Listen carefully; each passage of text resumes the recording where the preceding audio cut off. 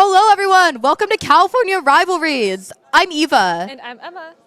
What exactly is Cal Rivalries? All right, so California Rivalries is an LAN tournament here at UCLA, and we're celebrating our rivalries with some of our local schools. It is brought to you by ASUS, the Republic of Gaming, along with the UCLA Office of Residential Living. So this is an esports tournament. What kind of games are we going to be seeing tonight? All right, so starting off the night, we have Marvel Rivals, a best of 3, and not to be biased or anything, but best game. And then after that, we're going to have a Smash Bros. Ultimate 5v5 crew battle. And to finish off the night, we're going to have a best of 3 Valorant match. Yeah, it's going to be a long night. So in the meantime, while we're waiting to get started up, we have a number of other events on the floor that you can come check out. We've got PC building, a Tetris 1v1 competition. And to add to that, we have the number 2 Tetris player in the world with us today. So if you want to take your challenge at that, go for it. We've also got a number of UCLA gaming clubs on campus that have set up booths over there if you want to go ahead and take a look. And again, we do have an extensive showcase of ASUS hardware since we are sponsored by ASUS Republic of Gamers. It's going to be a fantastic night. Yeah, and you know what else is fantastic? Marvel Rivals. And speaking of that, I think our Marvel Rivals players are coming right about now. Yeah, I'm so excited.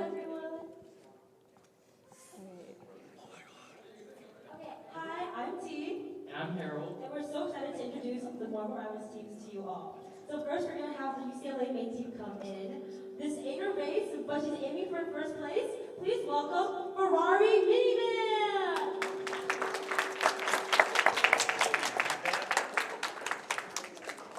A monstrous force you don't want to get in his way. Up next is Kaiser Gojira.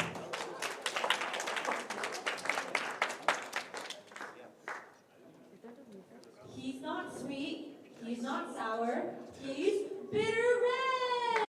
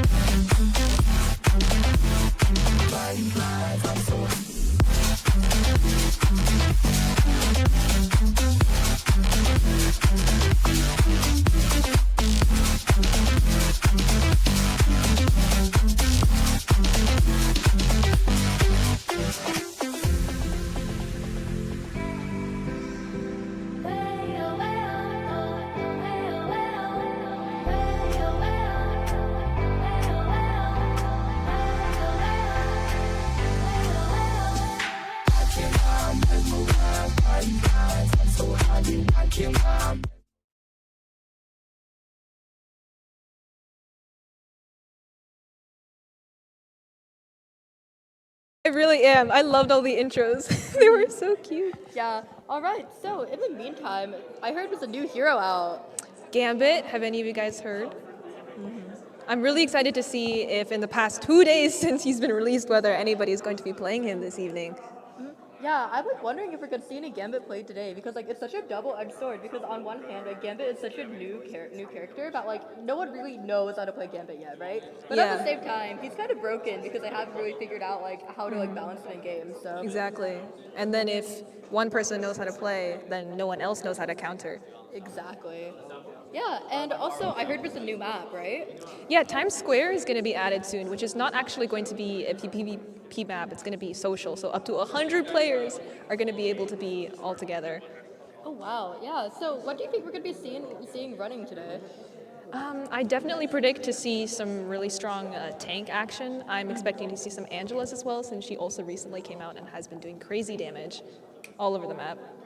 Yeah, not to scare CSULB, but we have a really good Angela player on UCLA's team. I'm the manager for Marvel Rivals, so I'm a little bit biased here, but beware. Yeah.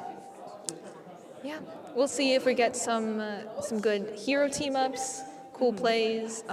Maybe we'll get some Bucky ultimates to have a good laugh about. Yeah, I do know that right now the backline meta is the Animal Dominion with Jeff and Rocket, so I'm wondering if we're going to see that run. Yeah. Definitely. We also do play supports ourselves, so if there are any Invisible Woman players that we're going to be seeing today, they have my wholehearted admiration and support because she's amazing. Yeah, exactly. Yeah. I also do wonder what DPS we're going to see. I think because of the Namor Hela team up, we might be seeing a bit of that. I feel like that's definitely one of the strongest team ups in the game right now. Yeah, I think also lately in comp I've been seeing a lot of Psylocke, some Star-Lord as well. I think he's come back into the meta recently. Yeah. I do wonder what the bans and protects are going to look like. Just for those of you watching at home, the bans are going to be MRC style. So what that means is that the bans apply to both teams. So in MRI, you can ban characters from other team, but protect them for yourself, so that only you can play it. But in MRC, it's universal, so that definitely changes up the strategy a lot. Yeah, I mean, it all depends. The game can be shut down before it even starts, depending on which players are being banned. Exactly, and you're also at risk of like target bans. Yeah, exactly. Yeah. Can you imagine spending so many hours to main in a character and then the opportunity is just stolen from you? Yeah. Funnily enough, that actually happened at tryouts, and we were trying to like replace everyone. Like people were like stopping each other from playing certain characters, so we had to be like, "Hey, please stop banning this. We need to see the players run this." Yeah. Yeah, we're gonna be starting any moment now. I'm so excited. Oh yeah, look at that. We're running a Wakanda map. I think so. Yes. Oh my god. We're igniting the time stream. Oh, guess not. Game's over. All right, tournament's All over, right. everyone. You can go home. All right. Oh, that's unfortunate. Well, guess we'll keep buckling up and talking about one of our favorite games, which I would love any excuse Yeah. to keep What's going. like a niche pick that you hope is run today? I'm always partial to Star-Lord. I feel like a lot of people sometimes hate on him because of the fact that he has such good mobility, but I think that's exactly why. He's a great player. Yeah. I'm kind of hoping for a Mantis or an Ultron. I'm a strategist main, so like I love seeing the triple strategist comp. It makes me so happy. Yeah. I'm curious to see if we're gonna get some crazy like Vanguard action. Yeah. I'm also Hey, kind of here we hoping. go. Oh, yeah, the game is starting. Yeah, I'm also hoping maybe for a 303 comp. I know it's a bit of an ambitious comp, but like it's just so fun. Just like free strategists and free Vanguards. We've already got a Gambit. Two Oh, yeah. Gambits. Oh, I'm excited. Oh, both teams have a Gambit. Both Ooh, teams. I wonder if we're gonna ban Gambit straight out. That would be really funny. I really hope we get to run him. You know what would have also been crazy if we saw a Lord Gambit today. We do have UCLA's got a Lord Psylocke, CSB, Lord Magneto. Looks like not everyone's locked in yet, Yeah. so we're just gonna wait out for the bans. All right. Our first ban is Mantis. Okay, interesting. Oh, no, it's triple strategist. It's okay. All right. Looks like we're going for an even balance so far. All right, protecting the Jeff. I'd love to see it. Animal Dominion. It could be happening. Hey, that's true. Okay, let's see what else we got. CSULB has also chosen a Daredevil, and Daredevil is also certainly an incredible duelist at the moment. Yeah, And there is a Bucky. yeah, I think I haven't really seen Daredevil run that much in professional games yet, so it's gonna be interesting. Oh yeah, they protected Daredevil, so we're for sure gonna be seeing some Devil action. Let's Yes. go. I wonder if we're gonna let the devil out today. Oh, no See who's Psylocke. next. No Psylocke. Unfortunate. Yeah. What do you think is like the most common ban you've been seeing lately? Honestly, Jeff. So I'm That's surprised true. that he's Jeff is kept. so broken right now. I do have to say. Yeah, so it's already getting interesting that they've kept him. All right, Bucky is in. Yes. Let's see if anybody's going to be unarmed and safe today.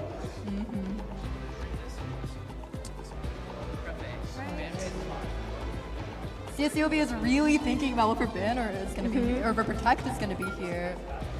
Oh, waiting till the last minute. I see.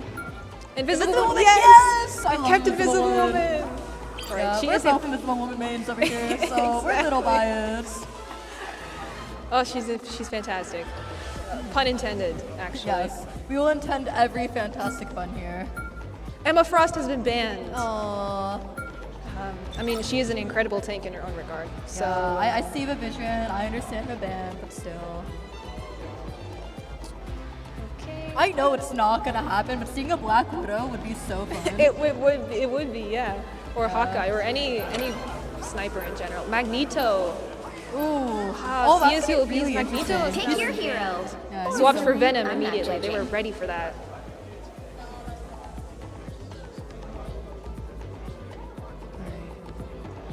Okay, we've got quite a few lords going on. UCLA's Angela here, right in front and center, as you mentioned. Yeah, so it looks like UCLA is going to run a standard 2-2-2 comp, but we'll have to see it. Yeah. Yeah, looks like both teams are going to be pretty balanced going into this round. And we're in! All right. Yeah. So it looks like both teams have about half a minute to just run around the lobby, warm up with one another, and maybe use some social emotes. Loving the skins. 30 This seconds is before you attack. ultramarine. Get ready. What's your favorite spawn room on the Can't maps? have my new arm. Honestly, this one, I think. I really like lobbies that have destructible items so that you can run around and interact with things. Yeah. Yeah, I think my favorite spawn room is probably Squirrel Girl's house on the Central Park map. I don't know, it's just so fun and whimsical to me. Battle starts in 5. 4, And Galacta's going to send us 3, off here. 2, 1. All right, here we go. Ooh, okay, and we're off. All right, yeah, claps for everyone. Angela swooping in. Looking for combat. She's found someone already. Venom has been targeted off the corner. Ooh, Venom gets a nasty pick to start off the game. Now he's once again looking to reorient himself. Looks like the missionary faster now. Still going.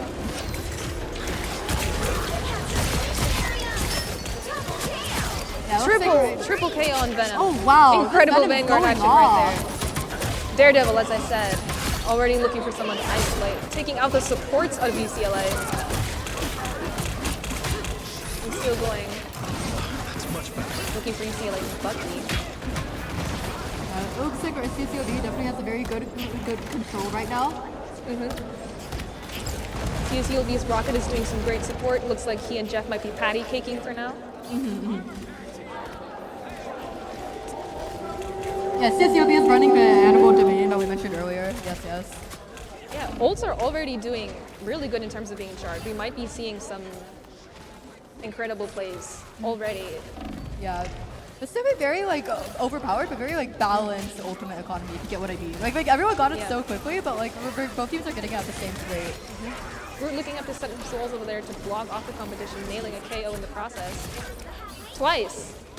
3 times. CSULB's group is on fire. Yeah, looks like they're able to take a quick break and just regroup around the point for now. Yeah, CSULB definitely has like great control over the point right now, and we're doing a good job keeping UCLA in the general spawn area. So things are not looking great for them. Oh, and here's what I was excited for. UCLA's brought in Star-Lord as a play. That was a fantastic KO over there. Now he's looking to, again to try and reposition, snipe if he can. UCLA's Angela is staying around point, looking to just smash some players out of her way. Star-Lord he's legendary now, looking for 1 KO. Is he gonna get another one? Ooh, a Jeff ultimate. But luckily we were able Double. to shut it down quickly. Is he gonna get a triple? Oh, he's using his elemental energy now. All Triple! Fantastic job. UCLA might be back. They're reclaiming control of a point right now. It looks like right now we're just doing a bit of cleanup. We're trying to stagger the other team. Yeah, looks like they wiped out almost half the team right now. Looks like UCLA's Bucky is also doing a great job. Yeah, UCLA is doing a pretty good job putting together. Ooh, Daredevil trying to get the off angle right there. But Star-Lord can just fly away. Again, as I said earlier, great mobility on this. I do have to say, I love the Angela pick because Angela can get control of the map from some different angles. Oh, trying to root some players in, and because of the stun, he's got a double in there. Angela's also got her spear down and her ultimate. Daredevil is trying to swoop in. I'm trying to get Angela, but she keeps flying away. Oh, it's kind of a dogfight over here. Yeah, Angela's trying to maintain control of a point. It's in overtime right now, so this could still be anyone's game. UCLA just needs to stay touching. Oh, Daredevil shuts down Angela. But the You've got a strange strange portal. Looks The like we're collapse seeing a tactic. last-second re-entry. Best way to touch point at the Go last minute. all out. I wonder if Bucky's going to use his ultimate. He's got it full charge, and this would be a great opportunity, but UCLA is still contesting. It's still looks like he's one just goal. focused on sniping for now. Star-Lord is legendary again. Second ultimate this round, and he's got 1, 2, and 3. Wow, he's absolutely smoking it right now. Now he's trying to go after CSULB's Venom. Trying to solo Vanguard. Oh, but unfortunately, Venom is didn't so really work low out. now. Someone can go clean up. It looks like UCLA's Venom might be going in for the cleanup right now. Daredevil again trying to isolate. He's really got beef with Angela. Oh yeah, dang. He's just going in there hacking and slashing. Again, we haven't seen. Yeah. Oh, someone's on the dangerous. Star-Lord definitely helped All right. UCLA reclaim control. And it looks like CSULB's Bucky is trying to match UCLA's. We've got some squaring off over there. Oh no, will UCLA We are be in able to overtime. touch? Can UCLA regain control of the point in time? It looks like everyone's there. Oh, Unfortunately unfortunate. not. They just ran out of time. They were doing really good on the comeback though. How do you think UCLA could change up for strategy next round? I think definitely staying around the point and trying to regroup. I think I saw a lot of broken up action. Yeah, over that's there. true. UCLA did get a little bit staggered there. Yeah, I think that the end could definitely have been comebackable had they just been on the point for a little bit longer together as a team. Yeah, I feel like CSULB did a great job shutting down any attempts to make pushes when they weren't working together, and that's ultimately what cost UCLA the map. Yeah, great job to both teams though. Both of our sides were Indeed. fighting great. I think we've got some incredible players. Looks like we're just getting some cinematic shots of the map right now. Gotta love Marvel Rivals and the effort that it puts into the background, the characters and everything. Yeah, exactly. It has such a pretty art style. I love all the colors. It makes me so happy. And does a great job respecting the comic books that they got adapted from too. All right. All right, and we're rolling out. Getting a nice flyover shot of everybody in action. Realize Venom is swinging in already. Trying to look for a different angle in which to approach. It looks like CSULB got control of the area before. CSUB's group pops his ultimate immediately, Ooh. trying to look to stun. And he's Double kill grabbed right one. off the bat. Okay, you see it. Osaro tries to run away but gets picked off. Ooh, Daredevil getting aggressive there, trying to single out UCLA's Bucky, and he's got him. Nice. I feel like, oddly enough, UCLA needs to be dying quicker. I think we're staggering too much because of that. Like, I think we need to either commit to the fight or regroup. Daredevil does have his ultimate, so I'm curious as to how he's going to use that in quite soon. Remember, he does have limited visibility as a hero. That's true, that's true. Ooh, Venom going in. He's One got kill. one. Here's Daredevil again. Looks like he has used his ultimate. I guess he might have missed it, but he's just hacking and slashing. He's got a double, triple. Looks like Incredible. CSULB is defending the space all the way up to the spawn room. Angela trying to go around the back, trying to get those flanks. She's looking for Daredevil. Looks like there's really some action going on in between these two. It looks like she's lost him though. Yeah, Angela's definitely trying to sneak around, trying to avoid the main fight. She's trying to now destroy the Yeah, map. she's utilizing that environmental damage in creative ways. Wow, I've never seen that done before. Oh, and she's found him. All right, here's Bucky, and now not anymore. Yeah, but UCLA is a looking great job to controlling the environment by putting a wall up. to Support prevent his them team, from keep him getting going strong. He's using the ultimate. He's being targeted. Oh, He was most nailed of down by UCLA is CSULB's down. Bucky. Will we be able to touch? It looks like UCLA only has one more fight left. And this ultimate economy, it is looking pretty good for UCLA, I do have to say. UCLA Stranger's cooking. Let's see where he's going to try and get his team. He's taking them straight to the point. Now let's see if everybody learns to regroup, get in there immediately. A classic strat always works though. They're really going to have to overwhelm everyone. Ooh! Interesting. So I actually saw Brute block up the Strange portal there for a second. Yeah. Oh, Jeff is Oh, launching a player unfortunate. into the abyss over there. Yeah, Angela trying to gain control using the high ground advantage that her character gives her. We are in overtime. It looks like we've got an even tie as we're contesting the point at the moment. Let's see if Daredevil, he's got his ultimate over there looking to slash. He's got one. This Angela is doing a great job taking out all the Yeah, damage. it looks like she's sort of Oh, the an only one environmental securing kill! the point. Yes! Angela is so good for this map because of the environmental potential here. Can UCLA gain control before the timer runs out? Oh no. Jeff gets another pick. 2 picks. Oh, and it's over for Unfortunately not. UCLA. Great work to CSULB. Looks like UCLA just wasn't able to get to the point quick enough and hold it down. They tried to re-enter again with Strange's portal, but it just, again, wasn't enough time. It's okay. We'll get them next time. As Galactica says. That's true. And let's take a look. Daredevil getting an MVP. But Aura. The MVP animations are so cool. All right. So CSULB is up 1, but it could still be anyone's game. Yeah, let's take a look at the stats here. Star-Lord on UCLA's side has gotten SVP this time around. Invisible Woman getting a medal for most heals on her team. Nice. All right. So what do you think that both teams did good and both teams could have done better? Again, I think I'm going to bring up my critique from a little bit earlier that UCLA just needed to get onto the point fast enough. It looks like CSULB worked, they had such great team synergy that once they were there, they just held the point and UCLA couldn't break through their barrier. Yeah. Yeah, we're going to be seeing some replays in a moment. But in the meantime, I do have to say, I think that UCLA, they did a great job being resilient and always being able to touch the point. They were able to hold on to the point for such a long time in overtime, simply because of how creative they were and how they got there. But at the same time, I do have to say, I feel like CSULB did a great job staggering UCLA, and I feel like that was definitely what cost them that game there. Yeah. Yeah, so let's hop into replays right now. I'm excited to see some of these in clips.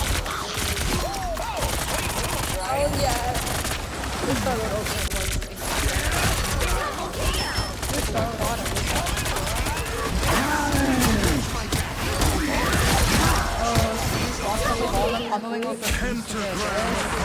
I gotta credit UCLA's stream. It was really clever.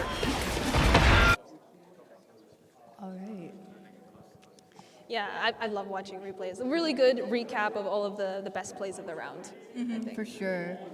Yeah, so overall, that was a great game. It was a great, both teams did a great job, and I'm looking forward to see how we can change up our strategies next round. Yeah. All right. Let's get into it.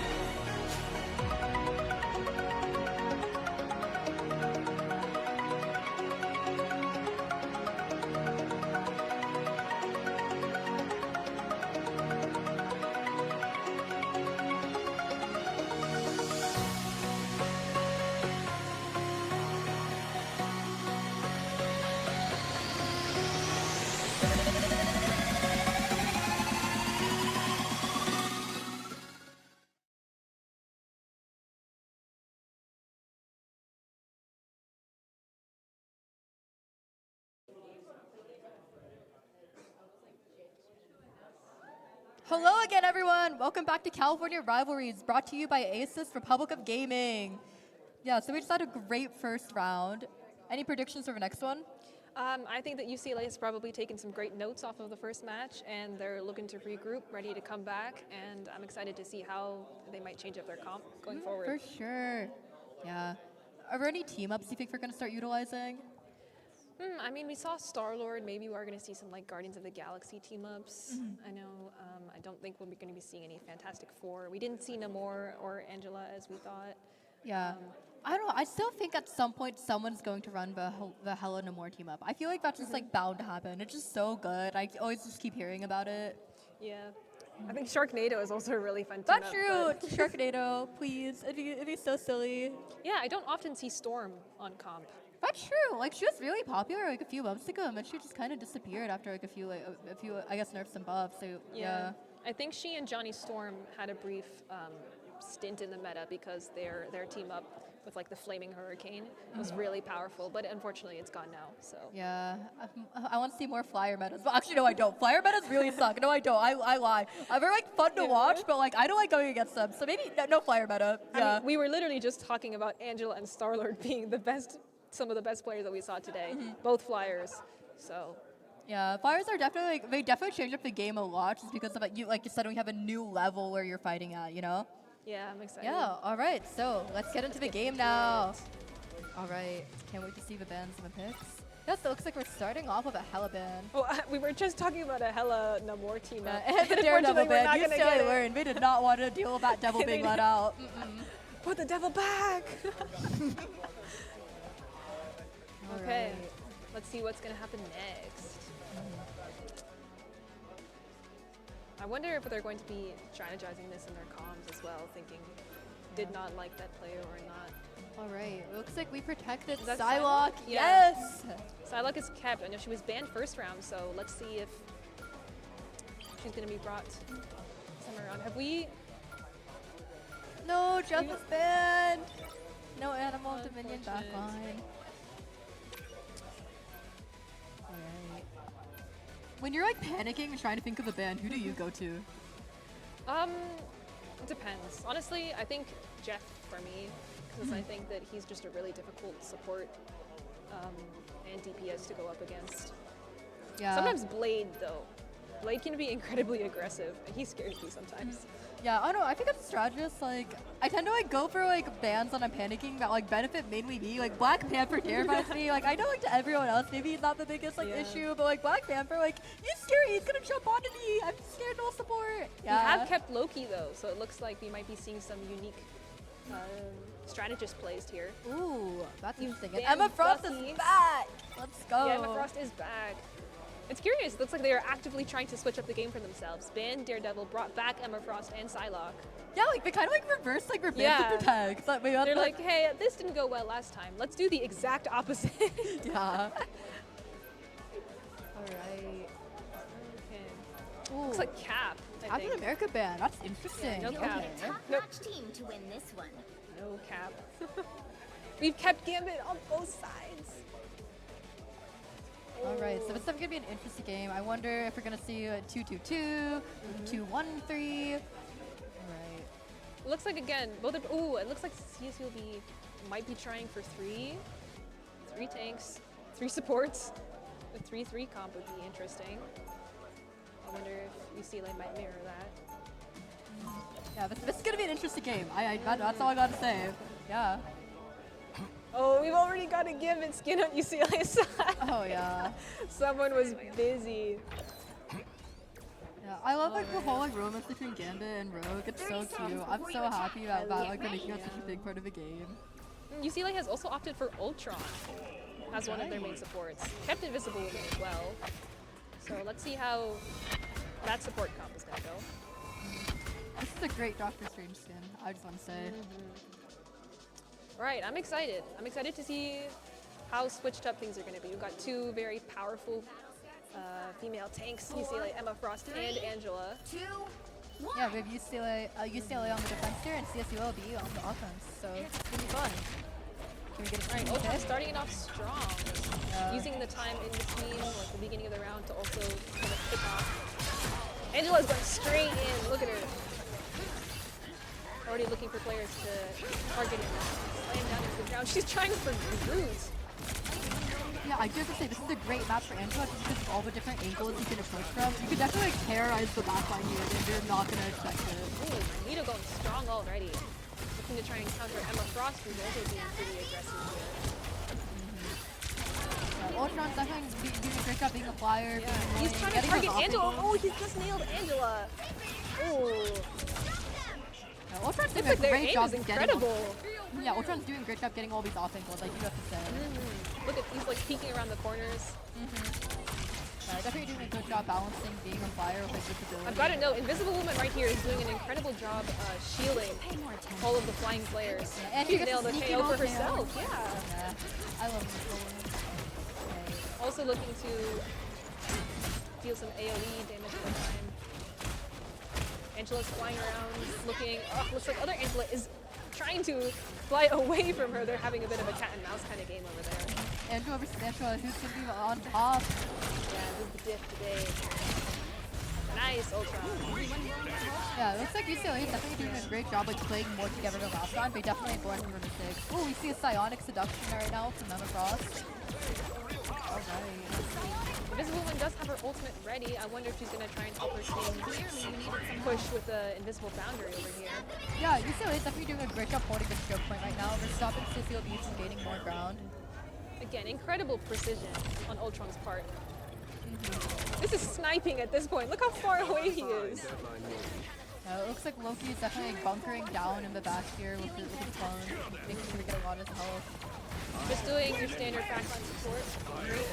Gambit just popped his ult, so he's looking to cleanse. Yeah, that was definitely a Raging Royal flush right there. That's the name of his ultimate, in case you did not know. Yeah, Raging Royal Invisible Woman also uses her invisible boundary to protect the defensive strategy. Invisible Woman again. CSUB just alternating between heal damage, nice. CSULB has regained control of the payload, but UCLA is doing a great job holding their ground. Ooh, they are getting kicked off Gambit though, has I do have nailed to one. say. He's looking to try and Bit grab worried the about supports. UCLA might stagger again, but hopefully they learned their lesson. Oh, aggressive. He just backed her into a corner, literally. Gambit has managed to just dash his way out of there. Keeps slashing and countering. Gambit is going off. Oh, that was so... Yeah, Angela terrorizing She the sees back low line, HP as and always. she's looking to nail it out. Oh. Oh. Unfortunately, other Angela did not manage to get away. Yeah, past once again, Angela really capitalizing on her ability to fly and go through all these like high ground corridors and just be a destructive nuisance to the map, you know? Alright. Looks like CSULB has made it to the first checkpoint though, and they're pretty well on their way at the moment. We see Maple on the Psylocke. His Psylocke is incredible, I do have to say. This is going to be fun to watch. Using her invisibility to try and find a new angle to Oh, a slash dance around. of the butterfly! Wouldn't get any He's got one. KOs. Oh, mix of a psionic seduction. Invisible Woman has looked to counter that by bringing up her barrier so that Psylocke cannot see anymore. Disappointing. That's kind of a unique thing about Starch's ultimates though, is that we're so defensive that even if you have two offensive ultimates, they can just shut it down. So you gotta be careful of your ultimate economy, you know? Certainly. Gambit looking to support his team as they go in. Gambit is doing a great job keeping his team up. Looks like we've got a little bit of a lull in terms of gameplay here. Psylocke sort of staying in the back line. Yeah, Psylocke once again going for those off angles. Yeah, CSULB is doing a great job playing around the point. I feel like CSULB, once they get to the point, they do a great job bunkering down and playing very defensively. Indeed. Angela's looking to grab those Loki clones. Realize, oh man, she just got blocked by Groot and then trying to come up, she was unfortunately targeted. CSULB's Angela is heading up strong though. Yeah, Magneto gets a clean kill right there. Clearing the way for his team.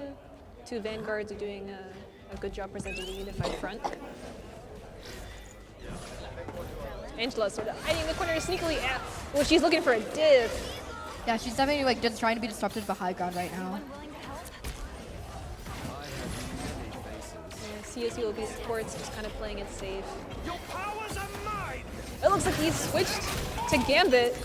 We've got 2 Gambits on the team now because he's trying to cleanse, make sure that his team doesn't get stunned or grounded. Ooh, UCLA has just finished up her into the butterfly. And it looks like Invisible Woman is doing a great job trying to get those picks right now, just supporting her team, keeping everyone up. We'll love to see it. I hear UCLA's Ultron has also used his ultimate. Ooh, Magneto gets a clean pick. Unfortunately, UCLA had such a good defensive beginning, but once CSULB got the point, it looks like they were able to just play as a unit because they had a centralized place to be, and that's what's hurting UCLA right now, I fear. Angela's chasing all the way back to spawn. No! Man, she's just outside there waiting. It looks like CSULB is really, really close. Ooh, but Phoenix is out now. This definitely changes things Yeah, up. it seems like UCLA is trying at the last minute to re-strategize. They're switching up their players. Angela's going in no matter the invisible boundary. Yeah, Angela is doing a great job using the health packs around the map to keep herself up. That way she doesn't need to play at centralized 13 in order to get support. She's nagged her ultimate, got a double there. She's continuing to hack and slash. Both UCLA and CSULB have fantastic Angela players. I see a strange portal, but I'm not really sure where it's coming from. Oh, unfortunate. Yeah, again, CSULB, they just... To be fair, CSULB only has 1 minute left to push the point. 1 minute, 18 seconds to be specific. So it could still be UCLA's game. That is true. That's the thing about payload, about the convoy map. Sorry, the Overwatch player would be kicked in. Yeah. Yeah, convoy maps, it can be anyone's game. Like, it can look like one team has a great advantage, but then the other team just come in and just surprise the other team, you know? Yeah, let's see if we're going to see any switches up to the team comp. Looks like we're kind of going in with the same comp that we previously were. I think we're just switching up a duelist or 2, but otherwise I think both teams are relatively confident. Yeah, CSULB is definitely running that 303 comp that we were talking about earlier. Love to see it. It's really interesting. And like when it works, it does, but when it doesn't work, it doesn't. Like, you get what I mean? Yeah, the tanks just have to be really good at dealing loads of damage up front, otherwise they're not really doing their job. 30 seconds. Yeah, as a strategist, I like being in 303 comps because like I feel like everyone is like assigned like a tank, and you like everyone has like gets to take care of one person, you know, and you're not like worrying about like, oh no, who do I heal? Who do I heal? Yeah, we're kind of in the void right now. A very interesting flyover. All right, back to the game. Yeah. After this moment of existential crisis, Invisible Woman seems to have taken a nice lounge seat. She's just chilling. Pre-game vibes. All right, what's UCLA gonna do? Gambit trying to use these angles. I see Angela descending in, ready to wreak chaos on the backline. Oh, Saya! Emma Frost has got a choke slam. She has managed to nail down one. Yeah, Emma's doing a great job of getting some early game picks. Super valuable. She is kind of trying to push by herself. She's getting targeted by Angela. Yeah, she's been just yoinked off the narrowly map there. survives environmental kill. She's still being tailed, but looks like Emma Frost has got away for now. Ooh, Angela is doing her best to get in there where her support's be able to keep her up. Oh, I fear not. The screw is so Phoenix low. just to get a nailed the clean Groot pick. over there. She's looking out to eliminate the tanks just on her own. That was a Loki clone over there. She's Yeah, even it trying looks to like go Phoenix for is trying to Thor. get those off ankles right now. Yeah, Magneto just been trying to push his way in right now, hoping the supports are able to keep him up. It does seem to be working though. Definitely doing a great job in taking up space right now. Again, I love seeing sometimes the players being really locked in and then Angela just nailing them from the side. She's an incredibly unexpected flying opponent. Oh, here goes Angela again. Gambit sort of peeking around from the dogfight. Ooh, narrowly gets out of it.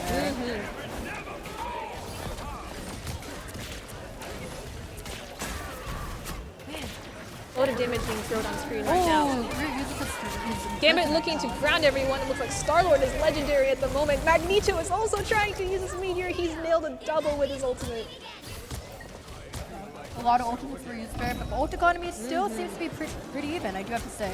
Oh, actually, no, CSULB is definitely a bit up right now. Yeah, it looks like we are going in the opposite direction. UCLA does seem to have a bit of an advantage at the moment. Yeah, UCLA is doing a great job holding this point, I do have to say. And we have a psionic seduction right now to keep everyone in their place. Ooh, but Invisible Woman counters it with her invisible Looks like boundary. she was countered. When Angela gets a pick, oh, UCLA is doing great right now. Trying not to get into the fight because the boundary's there, she can't see. Ooh, an environmental The two kill, flyers are looking to clash outside of the map entirely. Yeah, Phoenix narrowly avoids the environmental kill, I do have to say. All right. Gambit looking to bolster his team going forward so they can't be grounded or stunned. Like Angela is attempting to do right now with her ultimate. All right, UCLA has just made it so they have less time. All right. All right, again, UCLA's Invisible Woman doing a very solid job making sure that everybody, those flyers, those tanks, they're healed. Only 60 seconds left.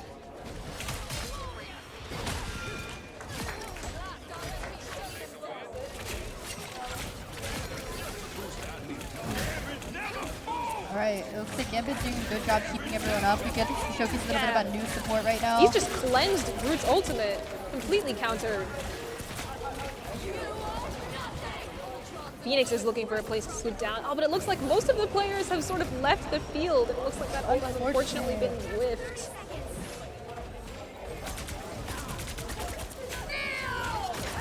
Psionic seduction. Yeah, Emma Frost making sure that no ultimates are being used. Groot looking to make UCLA's life difficult, making all these walls around. Yeah, Angela's trying to do some damage control right now, trying to do some cleanup. Oh, looks like UCLA will not be able to secure the point.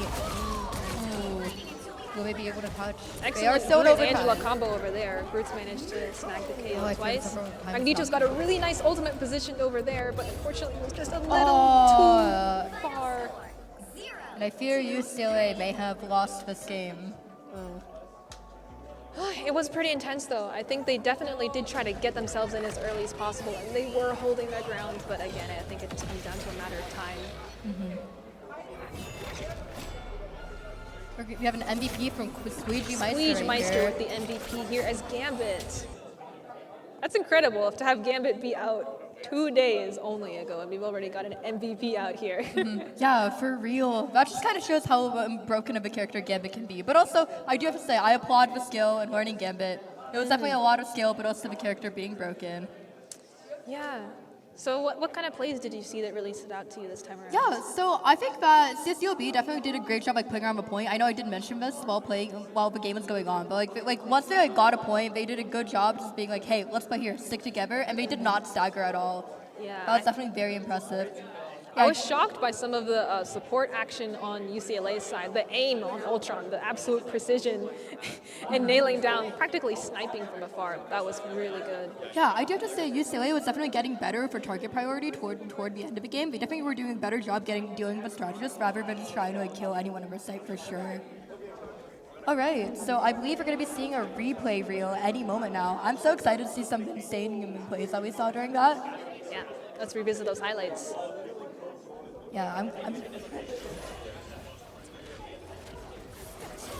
This was a very smart on Psylocke's part again. Go Trab with Maple Trab with this insane Psylocke. Ooh, I mean, narrowly dodged a environmental kill. Yeah, this was really cool to watch. Groot's ultimate being immediately cleansed by Gambit. On this clean Magneto ultimate. Yeah, that was a great game. I fear UCLA may have lost this game, but we're still going to play one more just for funsies. Yeah, a bit disappointing, but hey, it's okay. UCLA can still win the night, and that's what matters. That's true. We And may you be did down say, rivals, yeah. but we will we'll be better than everyone else in Smash and Valorant. Trust. Trust, okay, I believe you. Again, you also mentioned that this was the Rivals team's first tournament. Yeah, first tournament, not the best start, I do have to say. But hey, we're going to be playing next week at USC at Conquest, and we will redeem ourselves. Trust. All right, so we're going to be taking a brief intermission soon. Once again, this is California Rivalries, brought to you by Aces Republic of Gaming. See you soon.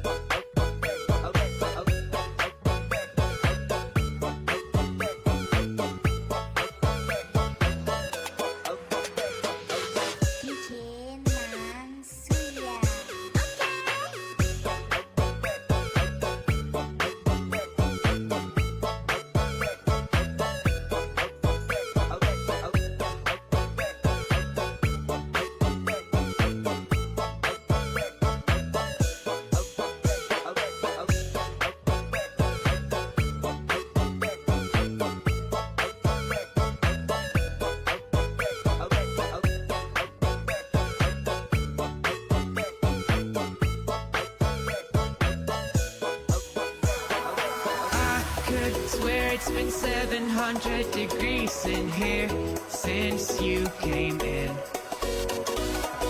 I could swear that this room has been running out of air, and now it's starting to spin. You make me feel kind of bad, kind of good, kind of everything, yet it doesn't feel like it should. You make me feel kind of wrong, kind of right, kind of anything, and I would change it if I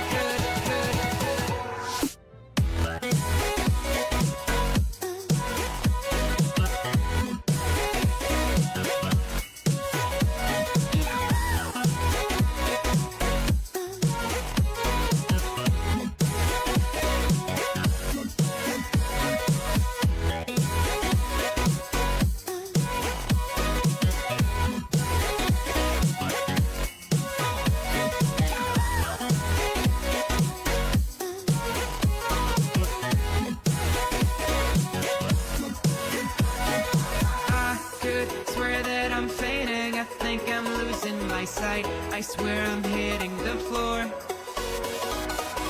I could swear that my stomach just sunk a meter, I'll be dead if I take any more.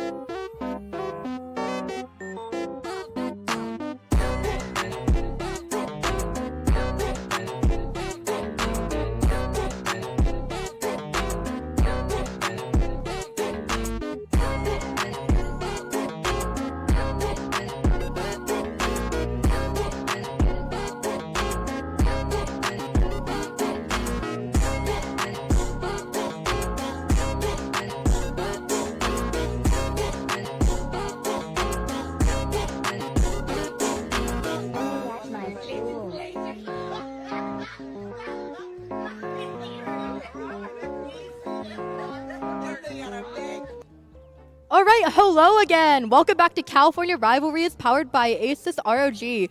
And we have a surprise visitor. So, care to introduce yourself? Hello, everybody. I'm Eli Mountjoy, the voice of Bucky Barnes, a.k.a. Winter Soldier. Mm-hmm. Yeah, we saw some of your character being played in a previous game, so this is so cool. Yeah, so I heard there was a Marvel Rivals event in town the other day. Could you tell me a bit about that? That's right. Just yesterday, in fact, we were celebrating the 1-year anniversary of Marvel Rivals. And it was put on by Giant Size Productions, who is a company that really has put on a lot of cool events for us. But yesterday was really special because a year into things, usually games don't even make it this far, a year. Usually games don't even become as popular as Rivals has become. So we know how special it is and how rare and exciting the whole thing is. So to be able to celebrate a year has been really special, really exciting. Mm-hmm. Yeah, that's so cool. And yeah, it's crazy how much Marvel Rivals blew up like immediately, and the fact that it stayed relevant. Because I remember at the beginning, people were like talking about like, oh, is this game going to last? Is it just a fad? But no, it's still popular. And even esports community especially is growing for it too. Yeah, they're doing a really great job. They, as in NetEase, Marvel Games, they've got a fantastic team behind the vehicle. Better stop that vehicle. With the vehicle being the game, and balancing things and making sure that the game is fun and exciting to play. Mm-hmm.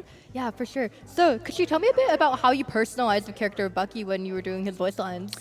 Yeah, so when I finally got the word that I was going to get to play Bucky, obviously I don't sound very much like Sebastian Stan, so I was like, yeah, I'm not talented enough to be able to do an impersonation of him, so I'm just going to have to bring myself to it. And I saw Bucky as a character who is a soldier and is a civilian, and depending on which version of him, you get a different kind of voice. So. I've done a lot of training with, ex-Navy SEALs, and those people are very calm. They are very chill, and they're very, very dangerous people. But because they are capable of that, I think they have a very relaxed, chill demeanor. And so I like that about them. I like, people that are very dangerous, they don't have to show you that they're dangerous. They're just very dangerous. But then they do have this moment where they ramp up, and it's like, whoa. So Bucky has that duality in his voice. Mm-hmm.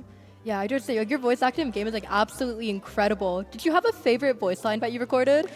Yeah, I have a couple. One of them is, "I'm with you to the end of the line, Steve," which is to Cap, his friend Steve Rogers, and I love that because. So much of life is having a friend that's there with you, there for you, through the thick, through the hardship, through the ups and the downs, and you see each other, and when they're down, you help them up, and when vice versa, and you help each other traverse this life. Another line that I really love is, he goes, "I've done horrific things. I hope it's not too late to set them right." And I love that because that shows the redemption of a character who may have done some terrible things, whether he was brainwashed or not, but it's never too late to set things right and turn a new leaf and make yourself better than you were the day before, or right whatever wrongs or transgressions you have against somebody. And that's a beautiful message I think that Bucky leaves us. You can be a better version than you were yesterday. Mm-hmm. Yeah, I do have to say, I love the emotional voice lines within Marvel Rivals, because even though it's a fighting game, there's so many wonderful moments in there that really bring the game to life, I feel like. That's what I think is partially responsible for the reason that this game became what it is, and that's that it reaches people on a personal level, and they're not just lines that are being said. It's you're really. And this is the beautiful thing about Marvel. It's this modern day mythology that touches us and goes, how should we be? What should we do while we're here? What is valuable? What is important? And so I'm just really honored to be a part of any of it. Yeah, modern day mythology is such a wonderful way to put it. So I do have to ask before you go, but can you do the line? Yeah, I will do it. I'm going to turn my mic away so I don't blow everybody out. Yeah, don't blow out everyone's ears. Armed and dangerous! Again! Woo! Thank you so much. All right. Now we're going to be taking a brief intermission, but we'll be back very soon with a very special guest.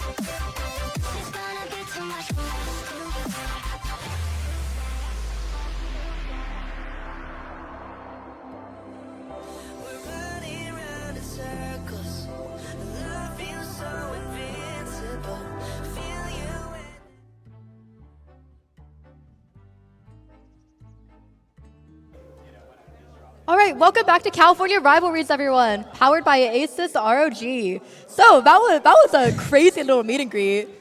That was absolutely incredible. Yeah, that was like genuinely like not planned either. We just stopped on by.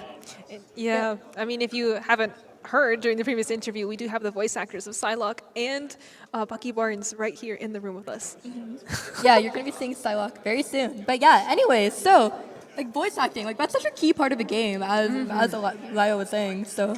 I know, and I think I've had a little bit of experience with it as well. I do have a friend who is an aspiring voice actor. His idol is actually Alex Lee, who does voice Daredevil in Marvel Rivals as well. So I think it's funny that there is this connection between the art of voicing and this game in particular. Yeah, this game like definitely is like bringing a lot of new talent to the table too. Because like I feel like when it comes to like the MCU, like we're like so used to seeing like so many big names. Like Pedro Pascal was in the Fantastic Four. When it comes to like video games, like you get like so many like smaller like names and voice actors, and like it's so nice just seeing like new talent and they're all so good, and it makes me so happy. It does, yeah. I mean, another cool fact that I did learn a little while ago was the fact that we did mention Invisible Woman is one of our favorite characters. She does share a voice actress with the Hinako from Silent Hill F, the English dub, which is incredible. But anyways, I think we're getting the signal that we're getting ready to jump into the next game. So All right, let's get to it. Yeah, so UCLA may have may have lost the game, but we might win this one. You know? Yeah. just go all out. Yeah, There's no reason not to make this, you know, the most memorable game of the night. So it looks like we're getting straight into the action. So quick recap of the bands. We've got no Hella, no Daredevil. We are keeping Frost again, keeping Mantis. I do wonder if we're gonna see some Bucky played. Maybe anyone has been inspired, you know? Or maybe, you know, they're just too intimidated. Yeah! Oh, Bucky's kept. Okay. All right. Ooh, I am seeing some flyer. We're keeping characters. Loki. He did play well last round. Jeff is banned again. No Animal Dominion backline. Yeah. Yeah, and UCLA is definitely being very smart banning with that Daredevil because that definitely was like He the was biggest issue incredible. the first No! We've made Invisible Woman! No! time. What a disappointing day. Maybe we'll play Cloak and Dagger. That's my main. Like Invisible Woman's like my Yeah, second that's main, true. but Cloak and Dagger, they're my people. Yeah. They are very similar in terms of skill set. Yeah, I love buying Cloak and Dagger skins because I feel like I'm getting a 2-for-1 deal, you know? Oh, we banned Cap again. Oh, That's interesting because I mean we didn't even see Cap being played the first round. I don't know why, you know, they're particularly intimidated of him as a hero, maybe. All right, so let's wait for everybody to lock in their lineups and we'll see. I wonder if we're gonna. We did have some Psylocke players previously, so I think it's. Yeah, I Don't feel seeing the pressured. triple support comp. It makes me very happy. Oh, we're getting some interesting. Some of these heroes are not played very frequently at all. Yeah, I'm very excited to see this game go down. Yeah, we've even got. Okay, so Adam Warlock, he's a new one. Luna Snow, we haven't seen this match either. We have a Hawkeye on CSULB, which is exciting me because you really gotta have the sniper aim, but Hawkeye can be if you have the right skill. Incredible. Appropriately, we're doing the Hydra map. Very Oh, fitting. yeah, that's true. Yeah. Yeah. Hell's Heaven. Yep.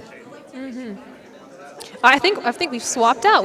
You were right. CSULB has opted for Cloak and Dagger now. Yes! Actually, no way, we switched right back to Warlock. Oh. They changed their mind last minute. All right, so it looks like we're gonna Alright. roll out to the point right now. Ooh. Strange is going ahead of the thing, looking to make a portal. Oh wow, we're really They're going pushing super forward. far. This is gonna be an insane backline flank. Wait, but where is everyone though? Oh, they're trying to block the spawn door. Oh, I maybe. think he's pulling that tech. Oh, great strat. Now he's running up to join the rest of his team. They're in the middle of a giant fight over here. Yeah, it looks like the portal honestly did not accomplish as much of the strange spot. It definitely is like a good tech when it works out, but it looks like UCLA was able to get around it. The thing looking to absolutely clobber some. He's knocked out Emma Frost as well. He's going for the tanks. Both Magneto and Emma Frost from UCLA side are out. Ooh, clean kill. Yeah. Ooh, Mantis versus Mantis in the backline. Oh. Ferrari minivan, no! Unfortunately not. We're watching Chicken right now on Adam Warlock. They're doing a great job keeping everyone up. Definitely doing some damage too as a higher DPS output. Yeah, he looks like he's just waiting to charge up, and then he's just peeking quickly, and then blasting. Yeah, Nice Bacon of Hawkeye doing some Hawkeye, sharp getting shots some over nasty here. hits. Nice! Ooh. Look at him, he's got one already. And he's already popped his ultimate. It's Globberin' time! Strange looking to try and block as much as he can. He's countering with the Eye of Agamotto. Yeah, CSULB is definitely using a lot of ultimates right now. Like, I'm questioning their ultimate economy right now, but it is working. But they might be a bit less stable once UCLA gets up, you know? Yeah, it's nice to see that Strange is alternating between damage and shield a lot. I don't see that used very often. Strange is doing a great job using his shield to reduce damage taken to his team. Love to see it. Ooh. the double Interesting. strange. So Aw. Loki has decided to duplicate Strange for his ultimate. Minnesota gets a nice pick. Ooh, Yeah, and I Chicken hear is it over getting there, ready but Adam Warlock is gearing up, ready for his team to revive just in case. Bacon gets a clean pick right here on the Magneto. Seems like most people are at too much health in order for Hawkeye to be able to do much, but wow, Strange getting 3 is incredible. Looks like majority of UCLA is down at the moment, which leaves the point just free for CSULB's taking. Unfortunate. It looks like UCLA might have time for one more fight, but CSULB is doing a great job playing aggressively, I fear.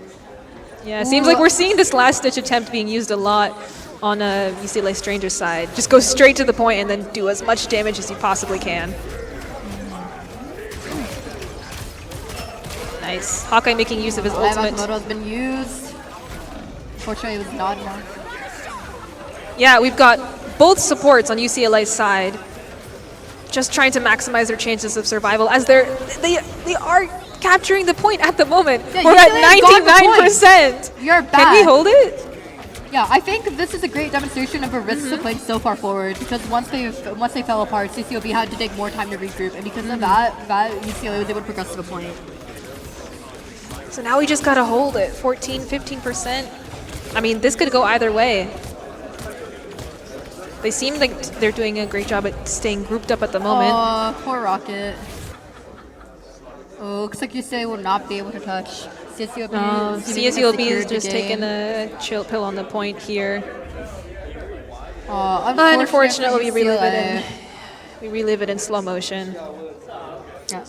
It's okay. We're not out of it yet. There's 2 more maps. It's not over. Yeah. You're forgetting. I know. I feel like I play Rivals matches so often, and I'm like, oh man, we're over. And then I realize there's still 2 more possibly to be played. Yeah. Spider-Man on here. We haven't seen a Spider-Man today. Well, I'm excited to see the Spider-Man run. Ooh, a penny. That's going to be fun. I feel like we've been cycling through almost every tank in the game besides Penny. Really great cinematic shot of this mech over here. What's your favorite map? I think probably Empire of Eternal Night, I think. Oh, that one's good. The one with Dracula. Yeah. It's very atmospheric, and I love the environment destruction in that one. There's a lot of like destroyed metro subways. Ooh, we're going to be doing some strange portal tech right now. All right. Straight to the point, literally. trying to block their entry immediately. We're going straight in. I mean, he was stunned, but... Ooh, Cloak and Dagger did a great job putting some heals there. It looks like we're ducking into spawn so that they can get some extra heals. Yeah, they did a good job getting away from Portal because the Portal was right next to CSULB's spawns. They would have had much more healing, so UCLA could not pick and fight. So they did a good job backing up there. They knew they needed to retreat. CSULB has opted for Wolverine, just trying to slash his way. Oh, he's thrown him into the lava down below. Oh, we're gonna get a Strange looking to stun to clear the way. Oh, he's managed to grab the supports. Oh, unfortunate. Man. Looks like Cloak and Dagger on UCLA's side just got a carry for the moment. Yeah, CSULB is pushing up again. Oh, poor Cloak and Dagger. We're doing a great job staggering UCLA's team, though. I do have to say. Wow. Man, CSULB's Wolverine really tanked a lot of damage there. Unfortunately, he didn't manage to get through. Yeah, CSULB is definitely trying to defend this choke point right here. Yeah, we're backing up. They've learned from their mistakes from the last time. Yeah, just see. Another Eye of Agamotto. Oh, it looks like he was this time getting most of the people. We've heard it. Armed and dangerous. All right, UCLA is going in. He's gone again. Go Maple. Thrice. Unfortunately, that's the end of his streak. But I think we had to pop the ult at least one time, just out of respect, you know.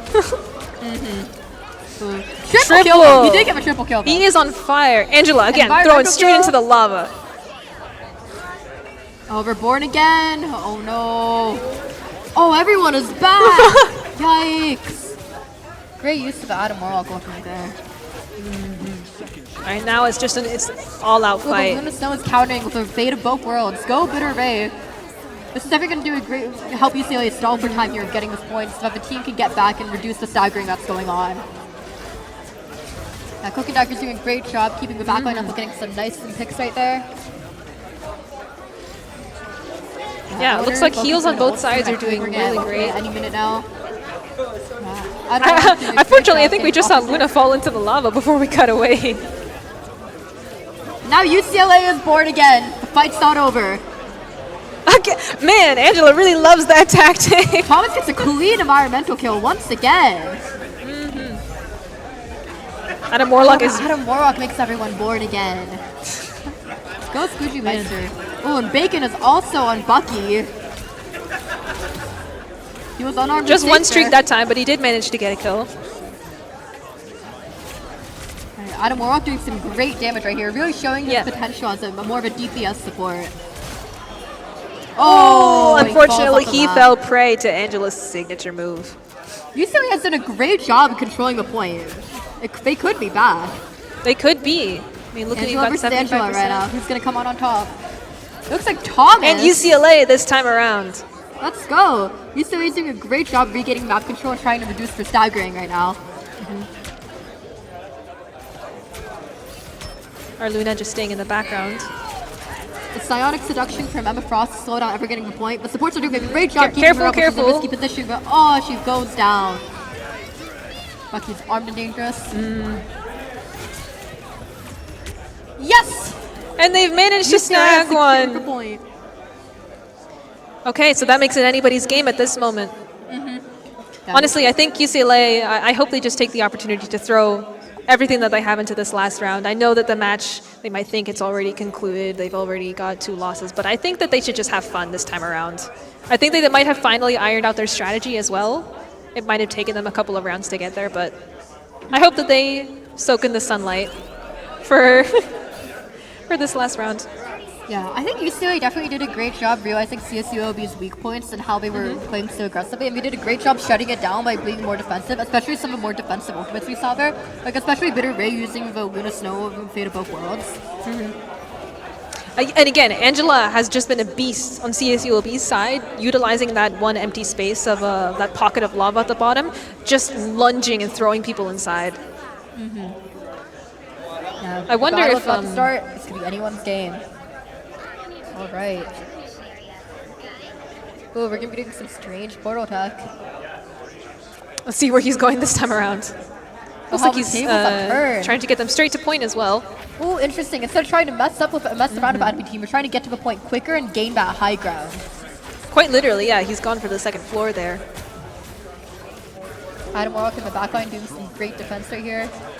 Ferrari Minivan doing a great cooking dagger, keeping everyone up right now. She seems to figure dagger over cloak.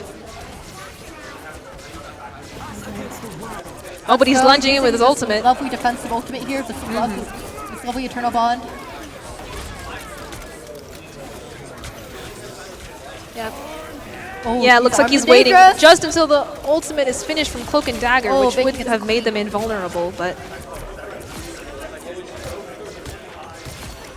nice. Like Loki's doing a good job double on Loki. Angle.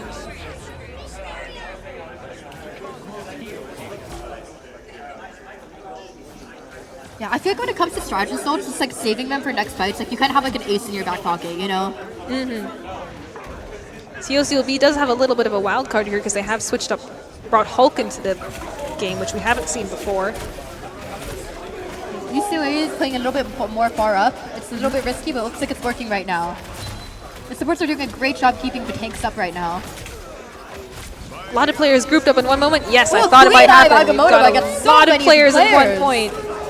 Will UCLA be able to capitalize on this? Unfortunately, it seems that he was countered by Mantis.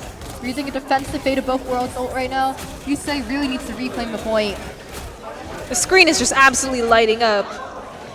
CSULB's group just trying to block the enemy from moving forward with his walls. Great. Seems like there's a lot of shields up. Right there.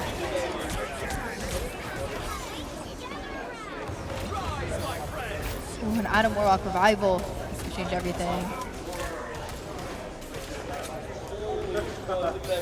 Oh no! Oh, no! Maracas Oh, unfortunately been sandwiched? Is that even possible? Yeah, that's like the annoying thing about the map changing. Like it's such a fun mechanic I love seeing in the game, but it just leads to unfortunate moments like that. CSULB is pushing up right now. Will UCLA be able to touch? They have one more fight left. 80% on the point. And it seems like UCLA is quite far away. Angela's coming in, trying to take the high ground, trying to be as disruptive as possible. She's definitely getting ready to put herself in a good position to stall if needed to touch the point. Oh, Gru's trying to get Everybody's converging at the door here. UCLA is doing a great job playing as a unit right now. Oh, but Gru capitalized on them playing as a unit. He uses an ult to trap all of them. Oh no. And Bucky here just swooping in and getting the clean pickings off of everybody with low HP. Oh, looks like UCLA is down. And Adam Morlock is the only one left standing. Oh, no. It seems that CSULB has definitely claimed all 3 maps. Unfortunate. Oh, man. That was intense, though. UCLA really put up a fight this time around. Yeah. It was definitely a close game for sure.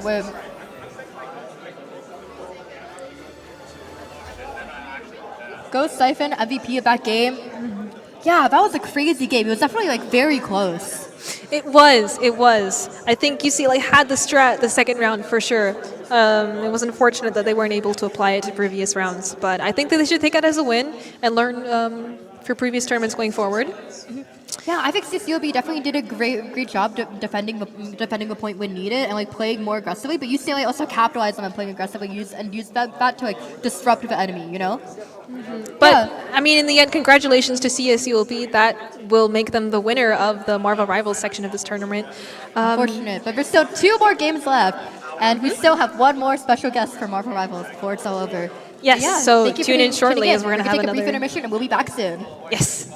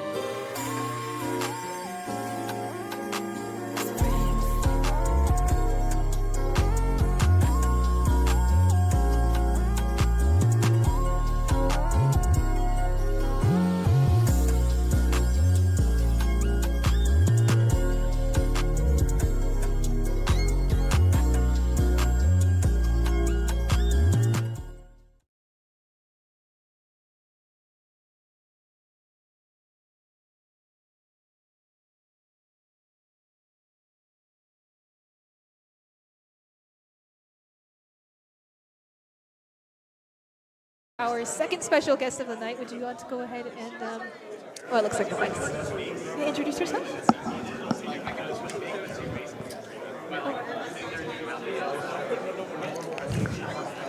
Yeah, I think it's still good.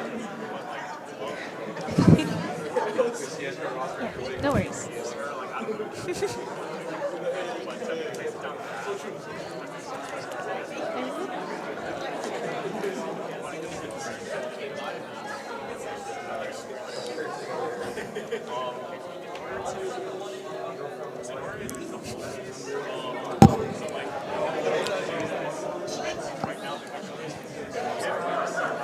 Okay. Yeah, no worries.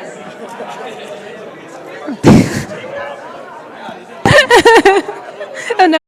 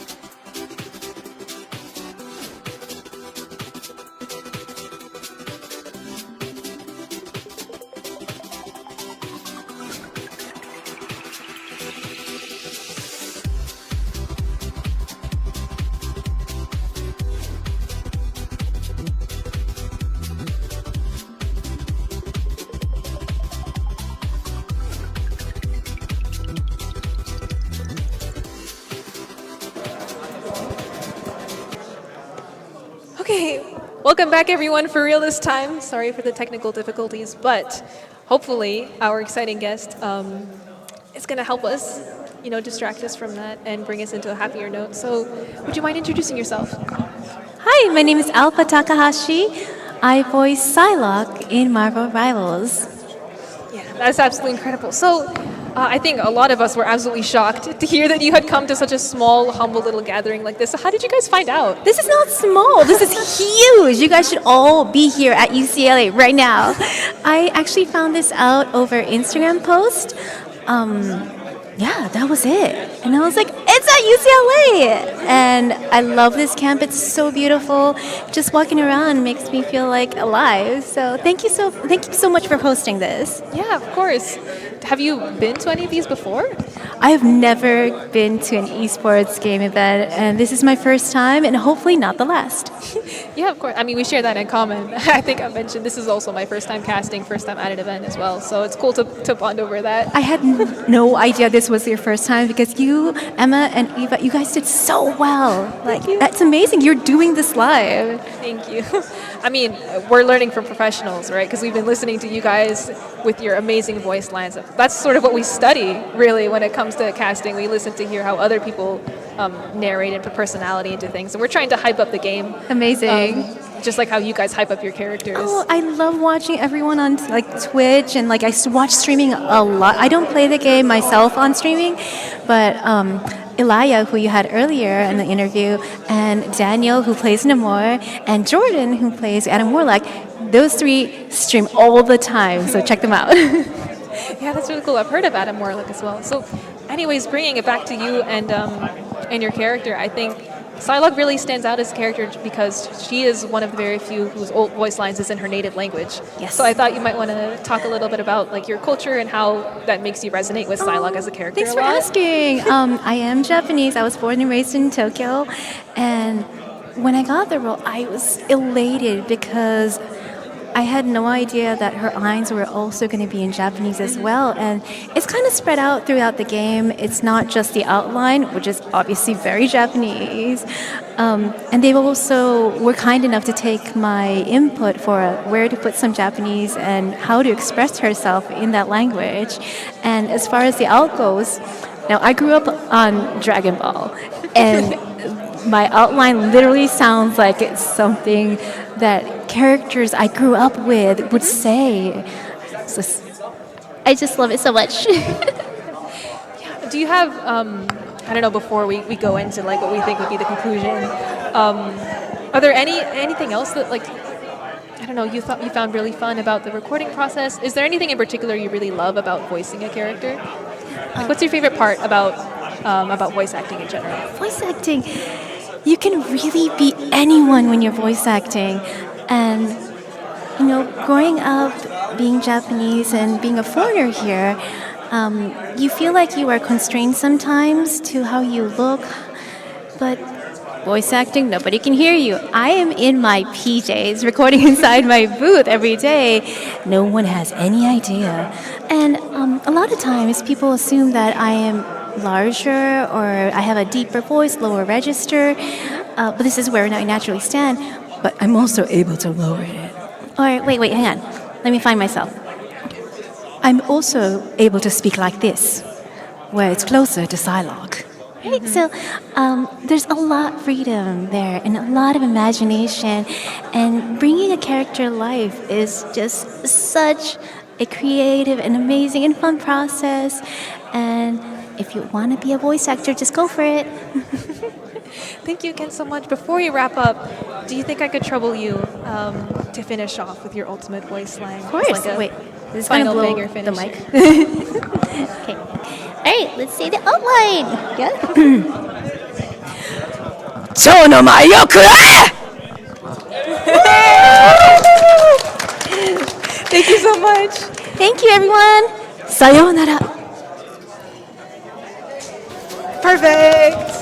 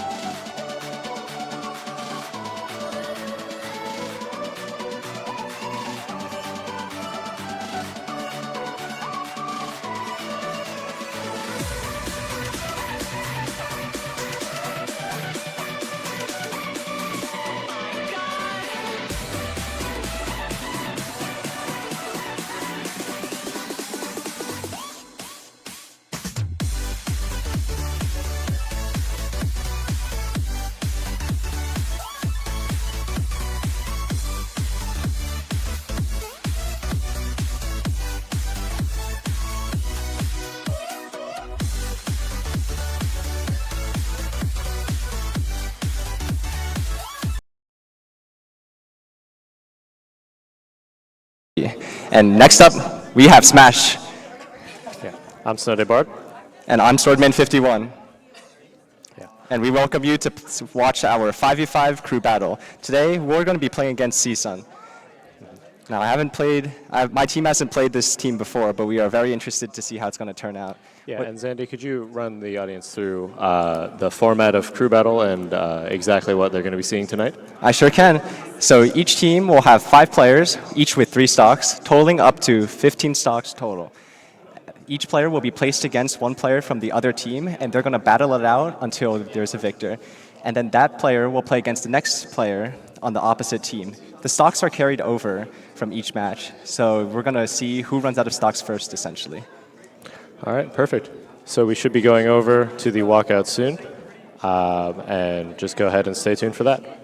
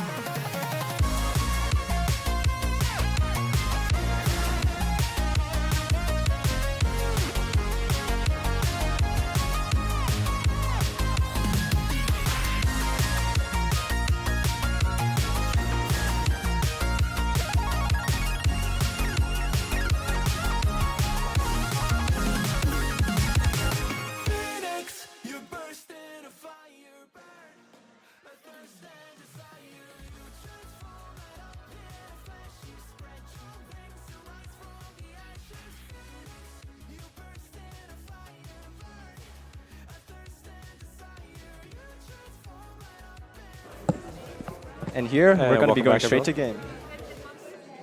Welcome back to Cal Rivalries. We are going to be getting into this crew battle right here. The players are just, setting up their controls. So, Zandy, who do we have in this first matchup? So I believe this first matchup will be between our resident Diddy Kong player, David Webbs, otherwise known as Webbs.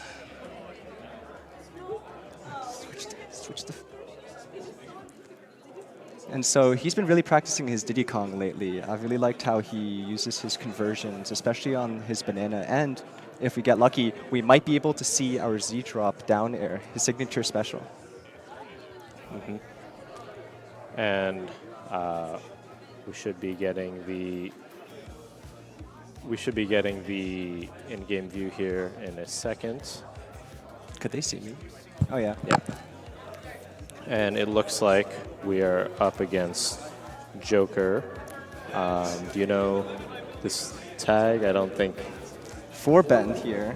I wonder what happened to 1 Ben, 2 Ben, 3 Ben. Maybe like Jarvin. Yeah, I'm not sure, but this is the 4th iteration, so this must be the strongest yet. Or maybe there's 4 of them together. Yeah, maybe. That would be interesting.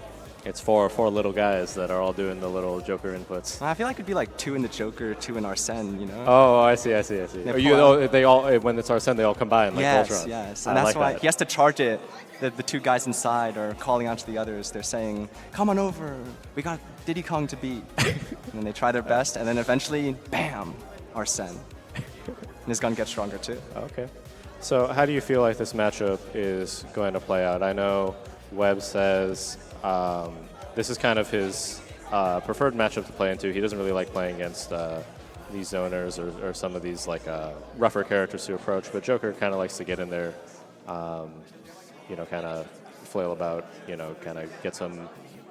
I think it'll definitely be a pretty scrappy fight. Yeah. Especially with how much Joker wants to get his Arsene, but even more so into a melee matchup like this. He can't really use his counter against projectiles to absorb the Arsene meter, so he's going to have to really just get in there and try and bait out some options. Mm-hmm. Yeah, we'll see. Webbs is scrapping here. So Webbs has said that he's really big into these banana kill confirms. So, what Diddy Kong isn't, but in particular, he likes to go for the banana F smash, banana down smash, these Z drops, stuff like that. Hopefully we see some of the Z drops. I'm a big fan of Z drops, it's a nice mechanic they added to the game. In particular against some of those low Joker recoveries might be a good tool as we're getting into the game here. Well, good luck to both players, and we're going to see how this one turns out. All right, immediately here, whiffing the air dodge, but he does manage to get a nice pushing off the edge here, grabbing the banana once more, handing it right over to the Joker. Well, once again, reclaiming control of the banana, but Joker has turned the tide here. Promptly covered by Webbs here, using his side B. Excellent spacing. Now Joker is trying to set up his infamous up air combos, using a dash here. And you can see there the first usage of the counter and immediately leading into Arsene here. Now Webbs has to watch out here a little bit. Hopefully he doesn't get caught up in Arsene's sauce. But there it is. There is the banana into the F smash. And now Joker here. Goes for that Z drop. Very unfortunate. Yeah, very unfortunate position. And there we go. That's the first stock taken for UCLA. You might have 4 bends, but I got a banana. What happened to the last Ben? Excellent spot dodge right there. Now Webbs here is taking complete control over the game. Arsene coming out for the second time, but who's going to win? A super-powered soul, personification of the mind, or a monkey with a banana? I got my bets on the monkey here, especially with how he's getting up and rough into Arsene's face right now. Now the Z-drop's coming out again. Other banana control transferred over to Joker here. Excellent, excellent. Unfortunately, straight into the powered side B, ending Diddy Kong's first of 3 lives.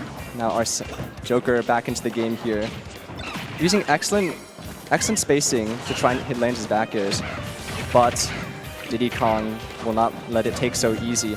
Trying his best to get back onto the stage here. Excellent falling back air. And now Banana is back in Diddy's hand. I really like how Webb's kind of staying true to form here, as gets that nice kill confirmed, but he's really staying on for Ben here. Kind of executing that game plan that he wanted to perfectly. Especially, I like these dash back flips, especially mixing up between the hit and the grab. Makes it really hard for Ben to kind of play this neutral here. 4 Bens here, losing 2 of their Bens, only down to Joker and Arsene left on his last stock. Calling out to second Ben, and now Arsene here is on the field. However, Diddy Kong does have his banana, proving to be more than a match for Joker, the Phantom Thief. Great call out though with the back air. Now Diddy Kong is off stage, managing to get back onward safely with his up air. And now Arsene here is in a bit of a difficult position. Excellent jab block into the grab, into a forward throw. And now Diddy Kong grabbing his banana once more. And if you're Ben here, you're really starting to feel the pressure. You wanted to kill with that Arsene. The next Arsene is... Ooh. Won't be coming out here for a while. And there we go. Another banana into F smash. And UCLA will come out on top on this one. Great job, Webbs. And so as a reminder, I believe Webbs was up 2 stocks there. So he will have 2 stocks going into the next match. That is correct. As we're seeing a counter pick here as CSUN opts to send in the next player. Who will be able to fell the monkey with the banana? Yeah, so I think for this grounded gameplay, again, I think CSUN wants to send in kind of these range characters. They want to get Webbs kind of off you. Want to stop these ridiculous damage from the bananas and the aerials and the dashbacks. Even so, playing a range character here could prove to be a little tricky due to Diddy Kong's small hitbox and a lot of maneuverability, especially with his side Bs. He can really close the distance with his little grab and monkeying around, but we'll see what happens. I'm very excited to see the results of this next game. Does look like the players are getting set up here. We might see New Pork City. I think that might be an interesting new rule change to make that one legal. Maybe it's a gentleman's. Gentlemen's of New Pork City. Hopefully not. I think we'll be going back to the original town and city. And now it looks like one of the characters does want to change their controls.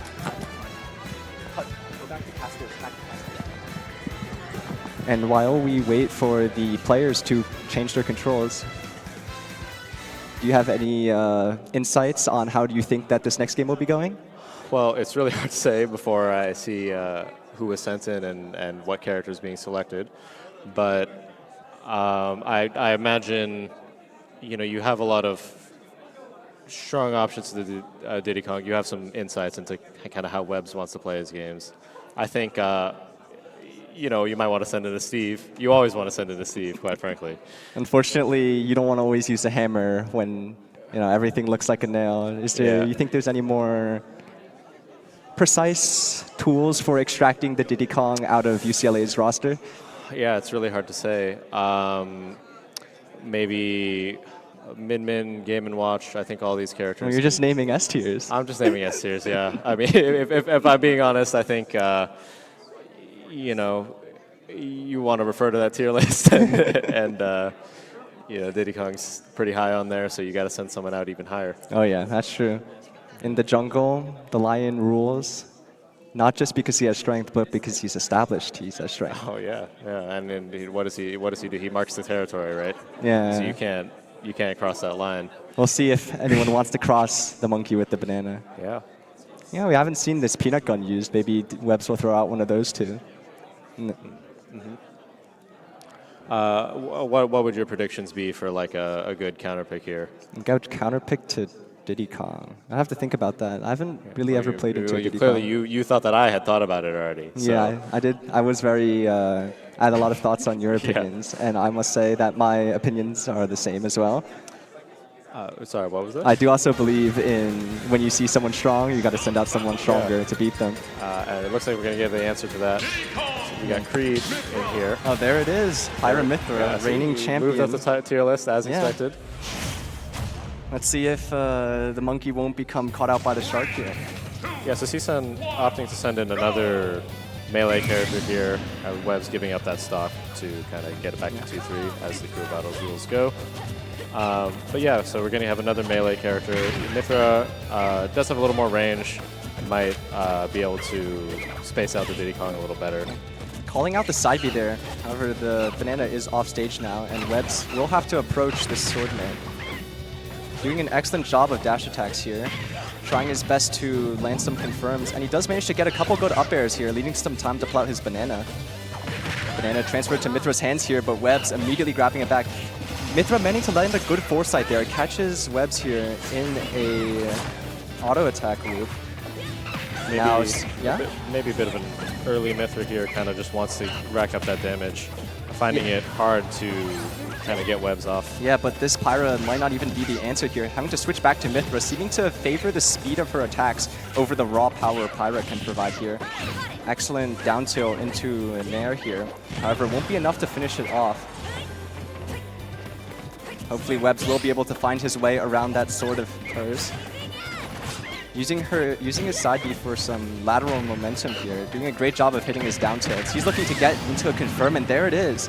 There is the down tilt into up smash confirm, and now CSUN also in return managing to hit the down tilt into up smash confirm here. Very powerful moves for Pyra to hit. Nice confirm here from Creed, and if you're Creed, you know, you really just want to close the stock out.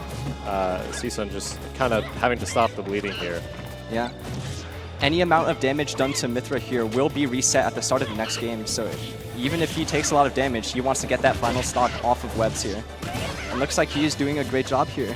That's the up air guarding that I pointed out earlier. A little bit of a role reversal. It looks like Webbs is the one who's like boxed like a fish here.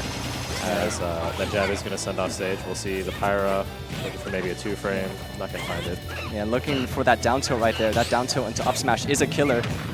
Almost a good parry there, but the side B coming out will manage to catch her off guard. And it looks like we have a bit of a frame drop here. We're returning straight back to the game. Throwing out her side B to try and guard Webbs from getting his banana, but fails. Banana's back in Webb's hand, and hopefully he can also manage to close this stock out. Excellent down tilt into up smash here, but it's not going to be enough to kill. And actually, Creed switching back to the Mythra here. Maybe just wanting to try to tap in the stock however you can. Yeah. He's going to slip on the banana. Back to Pyra. An excellent back air from Webbs here. Throwing out the peanut gun. Having to air dodge back to stage. Oh no. At such a high percent, Diddy Kong is susceptible to dying by any tickles. And it looks like Creed kind of comfortable to play this game as Mythra. Oh, as I say that, getting caught. Amazing shield poke right there. And now CSUN is down to its last stock. 120%. Diddy Kong is in a very precarious spot here, but excellent parry, followed up by another good spot dodge. That's actually not going to confirm. Webbs is too high, and this is where it might get a little scary. If you're Pyra, you're still dealing good damage, but you lose a lot of these confirms with this percentage. Switching back to the Mythra here. Oh, if that was Pyra, that would have killed. Mythra's up smash isn't going to be enough to close out the stock here. Again, I really like that mix-up between the grab and the hit. You know, it's really hard to predict that, especially when DK's coming back to stage like that. Diddy Kong getting a little desperate earlier, throwing out his F smashes in neutral. Foresight dodging the banana, but Diddy Kong does manage to land another good down air here. Oh! Wow. Unlucky by Pyra, missing the ledge at the very last moment, and UCLA will still remain in this bracket. One stock left on the monkey with the banana. Yeah, that banana is looking real deadly. It's really, really getting around CSUN's movement here. It's hard to say what a good response to this is. Yeah, I don't know, man. Like, you just gotta, especially combined with the side B mobility and Diddy Kong's immense aerial mobility, it's just hard for them to get that critical confirm. He got those down airs into up smashes twice, but you couldn't get it that third time.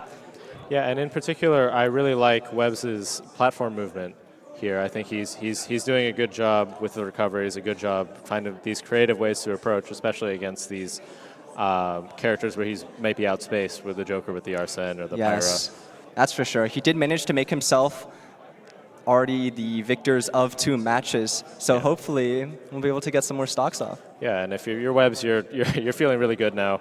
You got a lot of extra credit from that match. That's true. And you're kind of just looking to keep taking whatever you can, as CSUN, maybe getting a little desperate, is going to want to send in a very strong player here. I do know that they do have someone very strong. He's a very good Captain Falcon player. We'll see him later in the bracket. For sure. What other responses do you think? So, I mean, we've discussed moving up the tier list, and then CSUN tried that, and it didn't really work out. So, what else is a response to this Diddy Kong? So, when I think of responses, there's You've had some time to think about it now. I have had some time to think about it, and there's like 3 paths that you can do when going to responses, right? You can do the classic, which is up the tier list. Yeah. You can stay the same, keep going along the same path, and hope something will change, or you can go down the tier list, and you got to pull out the real underground stuff, stuff no one has seen before. Hopefully, the Bowsers. The Bowsers, anything that can take 1 stock off without losing a stock in return. That's going to be Webs out. That explosive X factor is really what you're looking for in these tier battles. Hopefully, CSUN can find themselves some momentum here, as they're already down 2 players with UCLA, still having 1 stock left. Yeah. But overall, yeah. And as a reminder, this is a crew battle, so UCLA is currently, I believe, 13 stocks to CSUN's 9 left. Correct. And so, those stocks stay. Every stock counts in a crew battle. It's not just win or loss. Yes. As that result is going to kind of stay a thorn in CSUN's side until the And there it is. There is the Captain Falcon here. Yeah. This is Jess here. Very good Captain Falcon. We're going to see how he does in this game against Webs. Again, they've had 2 games of this. Maybe thought about what kind of players would play good against Webs' hyper-aggressive, very mobile play style. He's going to throw out that banana. A little bit of muscle memory here, playing out the banana and having to run off immediately. And as counting down here. Here seems we have a bit slight of a video bug, but we're back. Excellent nair combo here. Hopefully Webs can withstand the onslaught. These guys are both rush them down, fight me now characters. So we're going to see who's going to come out on top in this heated brawl.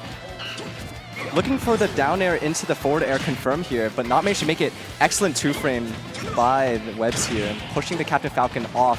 He really wants to hit that forward air. Yeah, no confirm. And there it is. Oh, not yet. Not quite. Good job, Webs. Great DI there. Yeah. Webs has another chance to kind of take another stock, but is going to get caught by that down B. Calling out the dropping the shield with the Falcon kick. And now UCLA will be moving to their second player. Webs put up a really good performance here, going 2-1. I'm very happy with how UCLA is performing so far. And so UCLA, of course, has a full roster here, minus Webs. Who do you think we might be sending out here next? Well, I did hear the UCLA players talking earlier, and they did say that, well, one of the players said that they would be pretty good into Captain Falcon, so I guess we're going to see if that player really lives up to his words. Yep. Okay. And do you care to share who that is, or? Well, I don't know. I only heard this. You can't be leaking the draft strategy. Okay, I see you. I see you. However, you're a manager first and a caster second. That's right. That's right. You got to protect your players at all costs. Well, Webs, I'm very happy with your performance. Good job. And who do you think will be sent out next, Zaid? Really hard to say. I think, again, I'd like to see like maybe a longer range character, someone who can kind of wall this Falcon off. It looks like he's going for these really explosive options, the down air knees. Whether that's just to close out the stock or if it's, the traditional way he likes to approach. It's hard to say. As we are going to see, it is the Ridley here. Really excellent immediate out of shield up air here. And as his purported so-called amazing Ridley re-grab combos, we can start to see a couple of them here. And Captain Falcon already at 61, and the first stock is down. Excellent dodge backwards. calling him out. Captain Falcon here getting a bit wise here, hitting his combos again, really managing to make it back onto stage here. Hopefully Seoul will be able to close out this stock quickly, but especially with his performance so far, I think that might not be long before CSUN has to send in the second player. All right, Captain Falcon is getting wise here, starting to hit his grabs again and recovering low here. Managing to hit the Captain Falcon and edge guarding him. Unlucky though, grabbing him right on the side of the ledge. And that is UCLA's second stock taken being down. Predicting the rollback here, but not managing to find it. Hopefully Seoul will be able to close out the second stock soon, especially with Captain Falcon being at such a low percentage. And again, nice catch of the down air.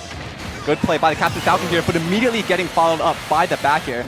Emoting a little bit to show his dominance. However, the match isn't over yet. And this kind of slugfest is exactly what Seoul was looking for. You know, he mentioned that he really likes playing against these rushdown hate zoners. Makes sense. You know, you're playing the Ridley, you're a big guy. But you know, this kind of slugfest is you just want to be sending out damage.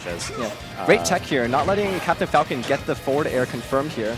However, his percentage is looking a bit high, especially getting hit with the down air here. Hopefully, trying the same thing again, missing the up smash here. Ridley's got to have to close this out, especially with his percentage deficit here. Rolling straight into the up air, and the Captain Falcon will be closing this one out. Really good adaptation from Jess there.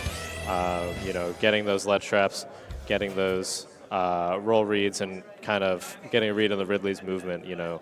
Especially Ridley's such a big guy, you know, he's started just kind of throwing out those hitboxes like there's no tomorrow. This was a bit of a bad matchup for Ridley here, because with how much Captain Falcon is trying to run him down, Ridley's big hitbox doesn't do him any favors here. He really got caught out by some of those down airs at ledge, especially in that one stock. Yeah, for sure. So UCLA down to 3 players here, but still feeling pretty comfortable up 2 stocks, I believe. Up 2 stocks, yeah, correct. Should be 9-7. And has a few options. They still have Fish time, you know, very good player, you know, performed very well against these NorCal PR players. What other options? We have Jer. Yeah, Jer, and we got Zhao. We have Raw. Yeah. Hopefully we're going to see a little slugfest here, sending out Jer here. Now the 2 fighters squaring off at the end of the arena. And Jared pulling out the tryhard skin here, you know, I'm not sure if it really makes much of a difference. I feel like the sword is a dead giveaway, but you know, maybe might catch Jess asleep here with a quick switch. Good foresight here, leading into a little up air conversion, although not enough to really get some meaningful percentage. But excellent read on the dash attack there. Trying to read the roll up a little bit and gets immediately caught out by the up smash. Just one stock here for Jared to take. Hopefully he's going to be able to do it. As Jared not really winning these neutral exchanges as much as you want to, especially if you're playing Pyra or Mithra. Another excellent down air into up smash. And Jared now is even with CSUN here. He's got to really use his range advantage here, especially with his large sword. Speaking of large sword, switching to Pyra. Yeah. Looking to cook something there, but is going to drop, unfortunately. Excellent down airs, though, coming out from Jer. He just needs 1 or 2 more of those, and then the stock is over. Ooh. Great parry on the up smash here. Jer is not able to close out this stock just yet. Looking for those down airs. You know, Captain Falcon here, also trying to convert his hits into any meaningful percentage, trying to kill. Both of them are within kill percentage now. It's looking real scary. Yeah. Jess has been playing real good at the ledge here. Ooh. Goes for the read on the roll, but not quite can get it. Rolling past the down smash here. Now Jer has to make his way back onto stage, otherwise he's going to be in a bit of trouble. Excellent. Barely making it back. Back throw here. You're really looking for that edge guard. You can see it, and he lands his up air, sealing out the next stock for CSUN. And just like that, CSUN is up. CSUN is now up. They are up 1 stock. And you know, UCLA kind of getting pushed to the end of the roster here. What do you think is going to get UCLA back up against the absolute monster that seems to be Jess's Captain Falcon? He is pretty good. I will say we still have 2 players yet, and we still have some secrets up our sleeve. But hopefully, we just really got to get around Captain Falcon's rush down, his aggressiveness. Yeah, in particular, I noticed both Jer and Soul were having trouble getting around these really good ledge traps that Jess has been doing, kind of reading these rolls, catching these low recoveries, all that. And we'll see kind of who can get around that. And yes, looks like the Captain Falcon has managed to slay the dragon, the monkey with the banana, and the human with the sword. And the human with the sword. It sounds so innocent if it's just the human with the sword, but it's such an evil human with the sword. Well, there's 2 of them. There is 2 of them. And then they are the sword, right? That is, they it's are the whole the sword. thing. That is the whole thing. Yeah. So it's just 2 swords. It's just 2 swords. Human with 2 swords actually sounds way more awesome. That's true. Yeah. But we could do like 2 humans, 2 swords, or 2 swords and 2 humans. Yeah. We were on the track for a little bit of a Zodiac, got the monkey, the dragon.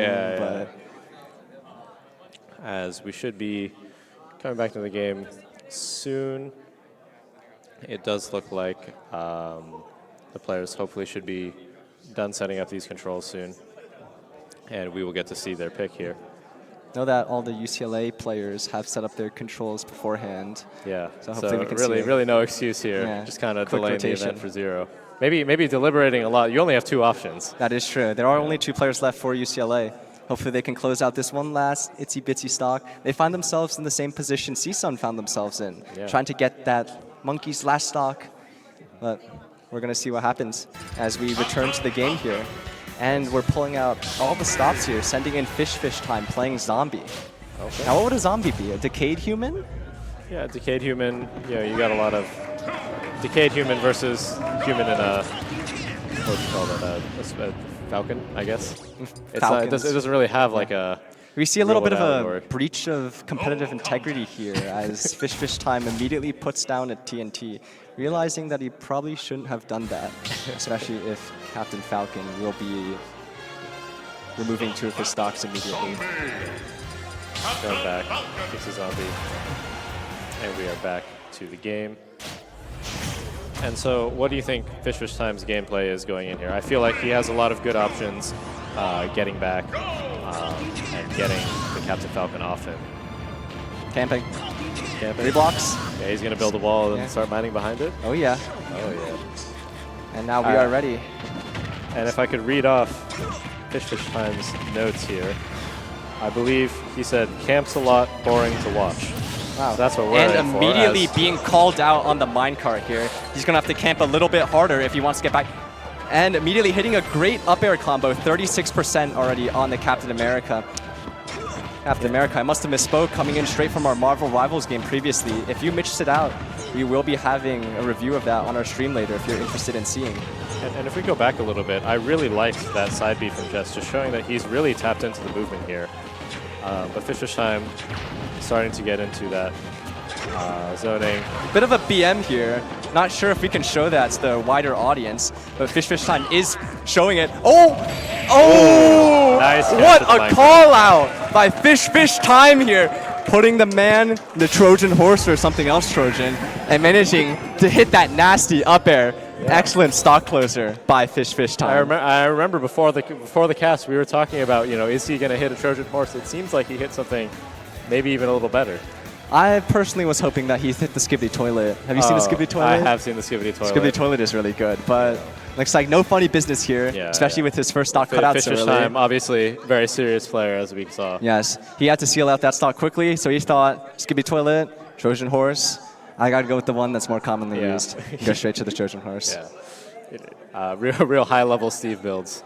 Looking like Minecraft speedrunning MCSR. Yeah, there are many wonderful creations Steve can build. Have you seen the Hyperparticle Accelerator? The Hyperparticle, so I have not heard of that one. It's a variation of the Skibidi Toilet, but you just use 2 blocks instead of building the full toilet around you. That's nice. That's nice. I like that because it's a more resource efficient. Yes. There's also the Volcano, as I like to term it, using a... Oh, and what is this? We have received a poster from one of the fans for Fish Time. No. Unfortunately, the color is green, so it it's does not look fish. It does not look to be the best of conditions. However, maybe has not been fed for a while. No, maybe no. decaying. It matches a zombie. That's true. There we go. It go. is a zombie. No, there's not all zombies are green, and especially with our green screen here, we cannot display all of this in its true splendor. But we're gonna have to make do what to do. It's a zombified fish, just like fish time. Both UCLA and CSUN down to 2 players here, and notably UCLA, assuming this game goes as expected, with the 3 stocks to 2, and CSUN ends 1 up, they kind of just gotta have. They don't really have the luxury of a counter pick anymore. They sent fish time, very strong player. And then they kind of just have to take whatever CSUN throws at them after that. Yes, they pulled out the big guns. This Trojan horse. Yeah, without the Trojan horses, no more funny business. But meanwhile, CSUN does have an option kind of here to see, okay, well maybe we can chip out fish time and then send in someone who can close out the full whatever is remaining. Or, having a lot of options here, essentially. I agree. However, UCLA, we are in a strong spot now with our Steve out on the field. Looks like it's going to be some campy next matches, especially with anything Josh has today. And notably, don't know if that pick strategy that we've been seeing will work out. I don't think there is anywhere higher up on the tier list to go from Steve here. Well, the game has been quite... What's the correct word here? Neglected a little bit by its creators. So hopefully either a new Super Smash Bros. Or maybe this is how it was always meant to be. True. Yeah. Steve Have you seen the video where it's Steve and they're seeing how strong is Steve and they fill up his inventory with golden blocks and everything? And especially with shulker boxes. Yeah, that guy's carrying the weight of like suns, small suns. Oh yeah. Small galaxies. As we are going to see the Cloud here. And so how do you think Fish Time is going to respond against the Cloud? Maybe Cloud here. Camping still an option, but maybe not the option. Yep. Cloud is content to kind of sit back, charge that limit. Well, with the stage being Pokemon stage, Steve will have access to some blocks here, which he can use to camp easily. And you can already see he's gotten gold ore already, looking for his up air combo here. But Cloud doing a great job of spacing with his back airs, and Steve is already at 44%. And Fisher's Time is going to like the longer stage here, giving him a lot of options to get these diamond tools, nice early diamond tools. Yeah. However, while Steve is busy chopping the ground, Cloud is also busy building his limit. And there is one hit of the up air combo, unfortunately managing to miss the rest of it. And I really like this spacing for Fisher's Time, kind of getting caught there, but in general having a good idea of kind of Cloud's ranges, able to keep mining for the last section. Yeah. Really looking for these minecart engages here, building up his 3 blocks, but Cloud is able to easily break them with his forward air. The second diamond now here. Fish Times look like he's going to try and go in a little bit. Nice up the other shield. Yeah. As Fish Time a little bit on the back foot. Again, if you're UCLA here, you do not want to be dropping any stocks. Every stock matters in this crew battle. Yes, especially only with 4 stocks left. Now Fish Time here is going to have to make a move, and there's the up air combo. Unfortunately managing to miss the rest of it. And the TNT comes out, and Steve does manage to kill himself. That is a very unfortunate missed air dodge there. However, straight back to Diamond here. It's almost like nothing has happened, except 1 stock has mysteriously disappeared from UCLA's roster. And I recognize a while ago I was complimenting Fish Time's knowledge of spacing here, but it does look like he might need a change in the game plan, as it does seem 0-1 here is very content to just kind of play back, charge that limit. And there we go. There is the Anvil ledge guard. Hopefully he can close out this stock quickly. Still down a stock, but Cloud seems to be really spamming these out of shield uppies. Great options here, and spacing with the forward air. I like the decision to use these, these strong aerials, the forward airs to kind of break down Fish Time's walls here. Making it really, really hard to just. Seems to be waiting out the limit here. Excellent use of the block to block the empowered neutral B. Fish Time grabbing another diamond here. He's gonna have to make a move.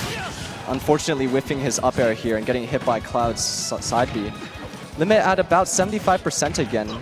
Cloud is going to be looking for the kill very soon. If you're Fisher's time here, you know, you might want to start sending out some more aggressive options. Want to try to close out this stock at least before it's likely you get KO'd in the next one. And with that back air, the limit is out now. Another TNT going down.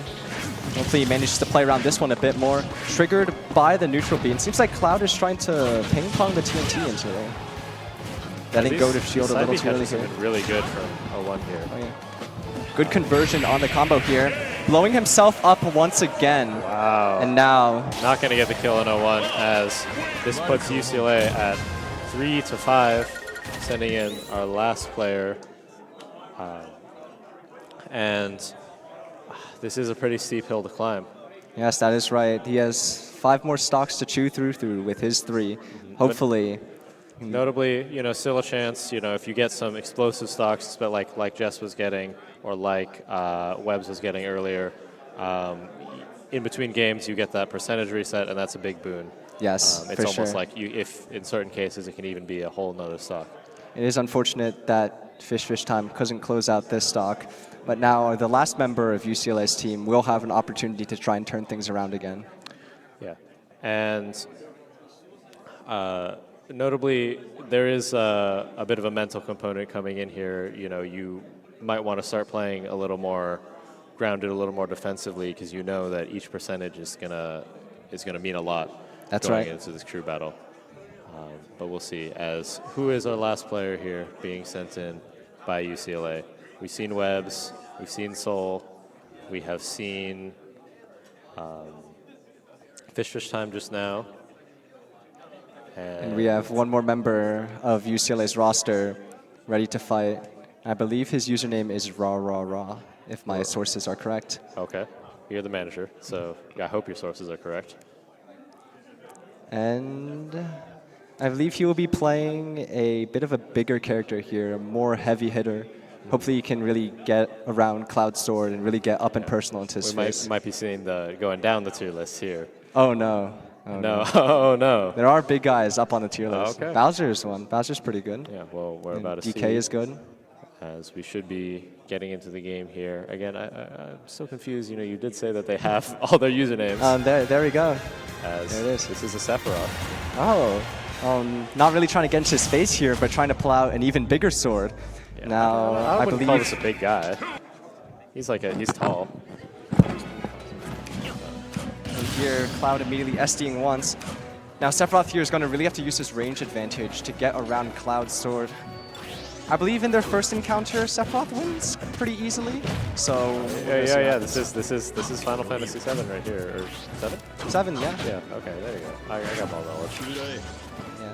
As gonna see a similar kind of zoning kind of gameplay from both these sword characters here. Excellent back air into dash attack here, and starting to hit his nairs. Cloud is pushed a little off, especially with his second up B immediately out of shield being called out here. Excellent job here of using his forward airs to zone the Cloud and forcing him to use his limit to recover back onto stage.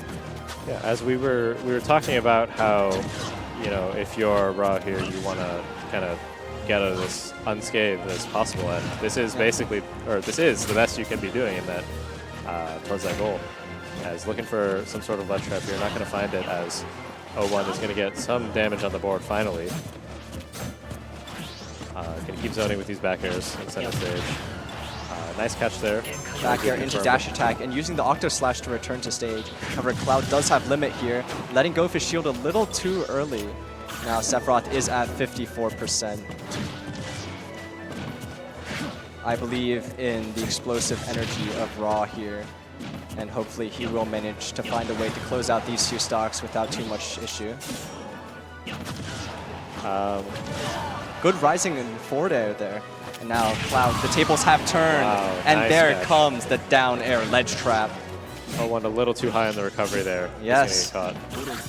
Trying to do the little Octo Slash at ledge here, champ. You notice that both Cloud and Sephiroth here have the same down air. Do believe that is in part due to their same training as soldiers of Midgard, but I have not played Final Fantasy VII. I don't know. I mean, it does seem like Sephiroth maybe got a little, took more of the long sword lessons. Well, that's hardly a longsword. That's more like an Odachi at that point. As Ra here is high up, but he's going to lose that stock. You know, maybe a little frustrated about that, but overall feeling good. He's going to take, looking to close out this last stock here. Yeah. He just has to keep using that spacing, as he has done so far excellently. And hit here by the neutral B here, but responding in turn with a forward air. Now Sephiroth getting ran down by the Cloud. Yeah, it looks like O1 is kind of maybe has a bit of a read here, has some better ideas of how to get in, using these neutral Bs to kind of interrupt Rar's movement here.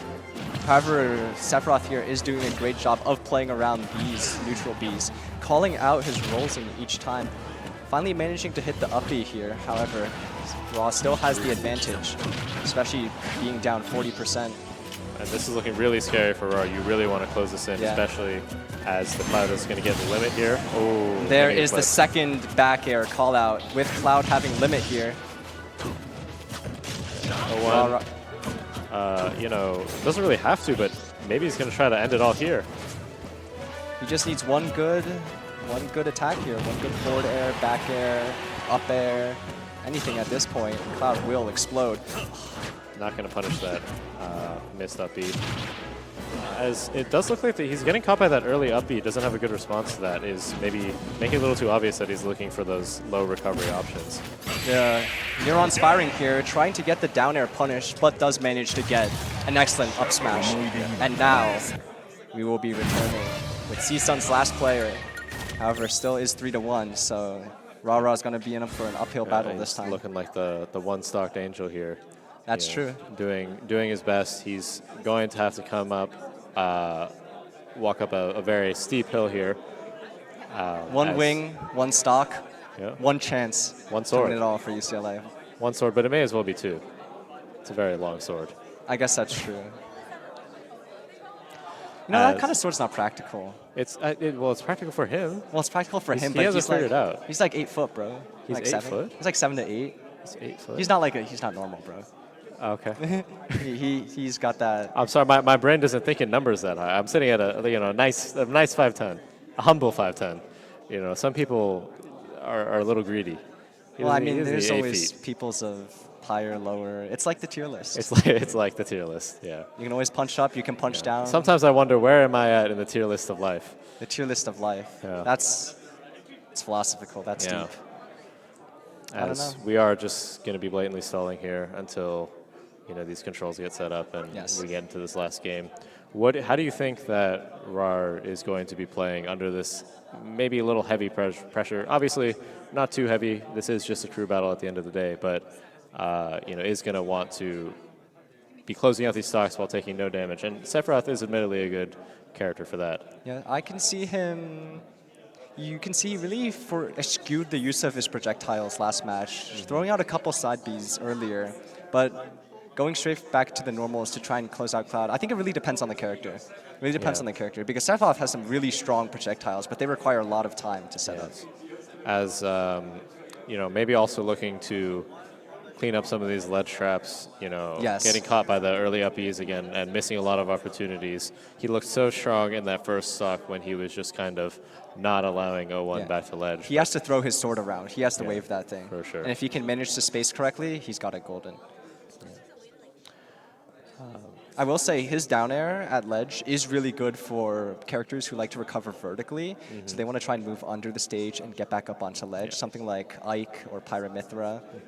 Yeah, notably the Cloud there also did have a lot of opportunities to charge limit, and so that gave him a lot of options in his recovery. Could use the empowered up B to kind of get way over or way under, depending on how he wants to get there. He just wants to keep his distance, use his sword. However, he is not entirely at a disadvantage when he's up close. He does have his counter. He does have his neutral air. Both are excellent options to get people off his back. And you had mentioned earlier that that counter is also, does have a hit after it. So not fully defenseless after using that. That's true. As there is going to be some delay maybe getting into the game here. Oh. I take it back. We're going straight in. Here we are. Ooh, And this it's a is Sephiroth Ditto. mirror matchup here. I'm very excited to see how this one turns out. Maybe, oh yeah, take the shirt off. Show him how a real man fights. So we are going to get into the game here. Rar versus Girasol. Well, we'll see who the better Sephiroth here is here in this match. Oh, Going style up is- instead of down. Yeah. Really trying to get the full use of his projectile motion here.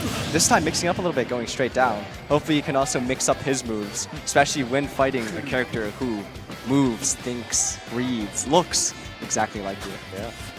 As we should be getting into the match now. Nice run up. Good read by Rar there with the grab.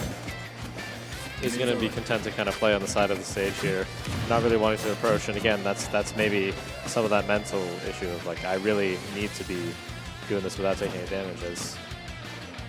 Sephiroths aura farming at each other. This is very reminiscent of Devil May Cry 5 here. I don't know what a little scary. Yeah, what shirtless Sephiroth has taken from the original Sephiroth. Oh, and maybe the a game controller issue here. I do foresee it happening. Maybe he messed up one of his controls when trying to put it in. Yeah, these newfangled technologies. Maybe he didn't change his name. Let's see. As we are going to be going back to the controller select screen here. It did look like maybe something wrong with the jump there. He's going to adjust the time for some reason. Oh, checking the disc. Launch rate 1.0 here. I'm not sure. Underdog boost. Why are you turning off? No. Why are we turning off rage, guys? What is that? I think this might not. As someone really tuned into the game here. This is like I've never seen checking the disc work this well. But I don't know if this is a good idea, considering Underdog Boost is usually enabled at many official tournaments here. Yeah, maybe some confusion on the rules. They're so confused that it does look like the stream is going to freeze a bit here. But I guess we're going back into that last battle. Maybe explain some of these kind of crazy last stock warriors that we've seen. Last stock warrior as well. As getting to the last game here. Rar again going to give up these stocks. No funny business this time. Just going straight down. As Girasol is going to keep aura farming with the Sephiroth. Taunts to start the match. They did adjust the time. I don't think this is going to time, but you never know. A little nair action here. Rar will have 2 revolutions before game breaks down. Getting grabbed out by the other shirtless Sephiroth here. And you can see the active frames from the counter here kicking in.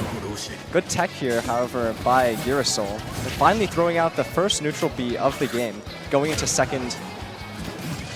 I really like that movement on the platform there. Rar just kind of knowing he doesn't really have to do anything. Amazing spacing here. Doesn't need any of that underdog boost to seal out CSUN's attacks here.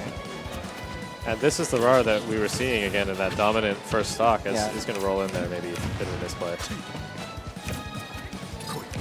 And all these hits count for both players now, as Girasol is getting a little high up there in percent. Nice recovery with the forward air from ledge.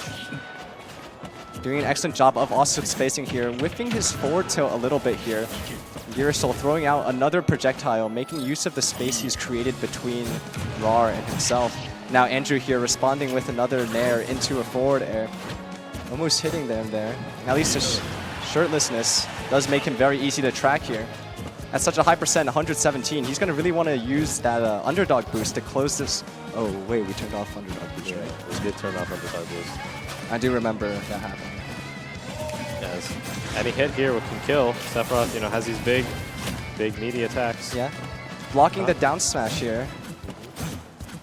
Both of our Sephiroths at a very high percent. I'm so patient here. You don't usually see these in my Smash games. Really wants that. Ooh, and there nice is the up air, now 1-to-1, but with 100 stock difference.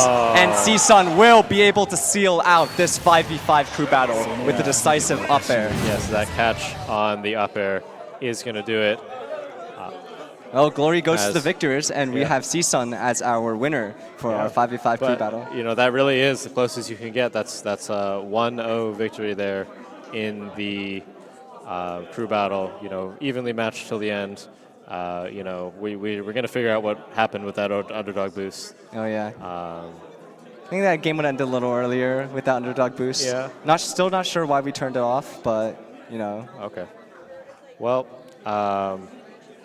after this, we should have Valorant. So we'll be going to that in a moment here. Until then, we just have a short intermission so that the players can get all set up and everything. And yeah, anything else to say Excellent before the performance break? from both teams. I'm very happy to see this crew battle unfold before my eyes. And for sure, we will be reviewing this and going over it in our next practices. Yeah. And as a reminder, if you're in the venue here, we got Tetris 1v1s in the back. We got the PC building competition. Should be over there They somewhere. don't know where we are relative. In the Yeah, forefront. well, it's you can look around. It's behind That's you true. somewhere. The room is not that big. Sure. We got a few trifolds. Look around. You know, play everything. You know, collect everything. We have Yes. a lot of goodies around the venue. Thank you for tuning in, guys. Yeah, we'll be back with Valorant in a moment.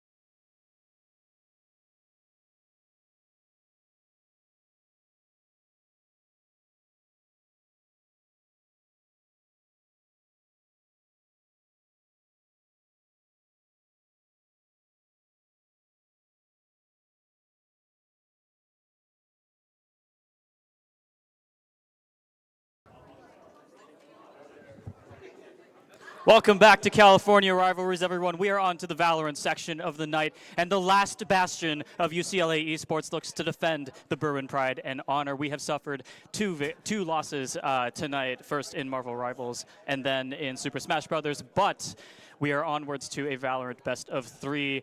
Welcome, everyone. My name is Alex, and I'm joined by my co-caster, Hertz, for an excellent best of 3 Valorant series. How are you doing today? Good, how are you? I'm doing great myself. Pretty excited to see what teams are cooking up with, as the meta has been seriously shifting with changes to initiators, a lot of updates, hardware reworks coming in. So we have a very new meta. So let's see how both teams explore options. Yes, a lot of big changes coming in, right? So Riot looking to sort of refactor the game, breathe a little bit of life back into the sort of slowing, stagnating, I guess, meta, have sort of redone everything in the game to focus more on the precise gunplay that the game originally promised to launch with. And so today we're playing one of the first series is on the new patch, right? Collegiate hasn't really seen this new meta quite yet, so we're looking to see what these teams have prepared, what kind of draft adjustments have been made, and we've already seen a change in the way that maps were picked, right? So today we'll be taking ourselves onto Sunset, then Corrode, and Decider is going to be Bind, and you'll notice a trend here that all of these maps are 2-site maps, whereas previously we saw 3-site maps coming in fairly frequently during these series. It's probably due to the lack of abilities being able to use. Omen Smoke's getting 40 seconds. It's going to be riskier to put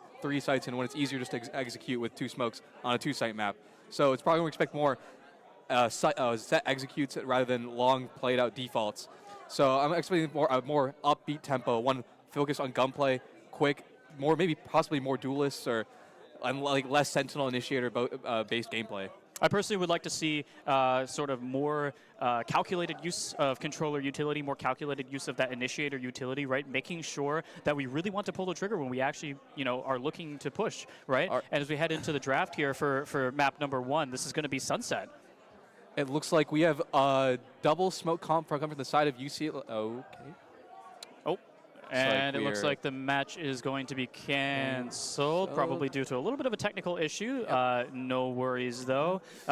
We'll just wait a little bit, and we'll stall for time just a little bit here. But like I was saying, right, making sure that we're pulling the trigger when we really believe that this take is going to work. I think that we're going to see sort of fakes on sites that don't necessarily look like as big of a commit as they used to, right? Because you're not able to afford that extra utility use. You're not able to afford, expending in your entire rounds, potentially half a round's worth of utility and having to wait 40 seconds for an Omen Smoke to come back up. Personally, I'm more excited to see how hardware could be used, and his request drastically changed his util kit. I'm trying to see more double smoke comps utilizing that shielded smoke that's similar to an Omen Smoke, but at the same time has more utility, probably to set up plants, making easier site execute. Yeah, that Cove is historically been quite a strong ability. It's just that the rest of Harbor's kit hasn't necessarily lined up with the way that high-level teams have been looking to play. And this new ultimate really, really assists players in actually moving their way onto site, right? Rather than being this big AoE, you're actually able to move in as a unit. It's much like a Breach ult, which has historically been nerfed time and time again. So I see him more as like an initiator, controller flex hybrid. Yes, and I believe it carries the same width as the new Breach ult, right? So I believe that now we are having sort of a wave, but not necessarily covering the entire site, right? That old Breach ult was extremely wide and very hard to play around, but now it's a little bit narrower, a little bit easier to find a little nook and cranny on the site that it doesn't necessarily cover, and then you're still able to hold that position. Personally, I hope we don't see a lot of non-recon-based initiator usage. I feel like their util very lackluster. The stuns, most of the time, people call it cosmetic. It's kind of useless. If you've got good crosshair placement, pretty much no change. So yeah, the concuss debuff is an interesting one in Valorant because I do not believe it affects your first shot accuracy, right? So the only thing it does is lower your rate of fire, which for a player who knows what he's doing, it doesn't really feel like much of a nerf, right? Especially because now with those nerfs, those 40-second stuns, is the stun going to be really worth it if it's functionally useless against a very disciplined player? Additionally, they're shorter than before too, right? So these stuns are not lasting as long, they're harder to get back, and they're much harder to land. So yeah, I'd like to see just like a very limited one initiator per team, just to be a solo or fade. Very, very crucial to the team, but also we look forward to using less initiators overall. More double smokes, possibly double duelists, and probably not double sentinels, but with the new chamber buffs, it could be possible if you got a cracked aimer. Putting them in chamber might not be a terrible idea. Yeah. So I believe we're going to be able to head back right into the draft here, and hopefully we're not going to have any tech issues this time around. But we're looking at UCLA has opted for a very traditional double initiator setup, while SMC also opts for it. But instead of having a more dedicated site sentinel, they have a chamber. Once again, talking about that more possibly a cracked aimer and Kroll. Right, we see that breach coming out on both sides here. This is something that we talked about, right? We were expecting to see that very strong site-taking ultimate being available for both sides. And now we're just looking at almost a mirror comp, almost. Historically, I mean, breach has been very powerful in, on Sunset. So it's not surprising to see them, but I'd like to see more meta innovation team. Currently, we see a very heavy stacked mid from the side of UCLA. And it seems like they're trying to play light on sites, probably looking for more a flood retake setup. And yeah, and definitely a little bit more of an A look here coming out from UCLA. We're looking at, from SMC, 4 members pushing on their way, sort of looking on that side of the map here. Very heavy A retake with possible lurk from the chamber from Kroll. All right, cool. On the initial round here, the barriers drop, and 4 members of SMC looking to lurk here as UCLA Arsa pushes up aggressively on that. Neon sees a few shots coming out, but the paranoia is going to be able to get him, and he's not going to be of much use here. SMC pushing forward aggressively, looking onto mid here. UCLA with 2 kills, 3, only with 1 traded back from SMC. A 4-on-2 man advantage here. Like Fruity, able to get another one, looking for the double kill, not able to get it. Grizza trading back down 2 mid for the side of SMC, and now a 1v1 situation in the pistol round. This secures a pretty significant econ advantage here. It seems like Grizz is trying to explore the A side, which is unfortunate choice since the Cypher setup is all there. Yeah, and he's just going to be able to sit, pretty in mid, wait for that utility to trip before he really commits to holding A here. That smoke is going to give away Grizz's location, and now UCLA is just going to know that the A push is coming through, but looks like the smoke hasn't been spotted quite yet. A little bit of utility coming through. Pinged out from the camera.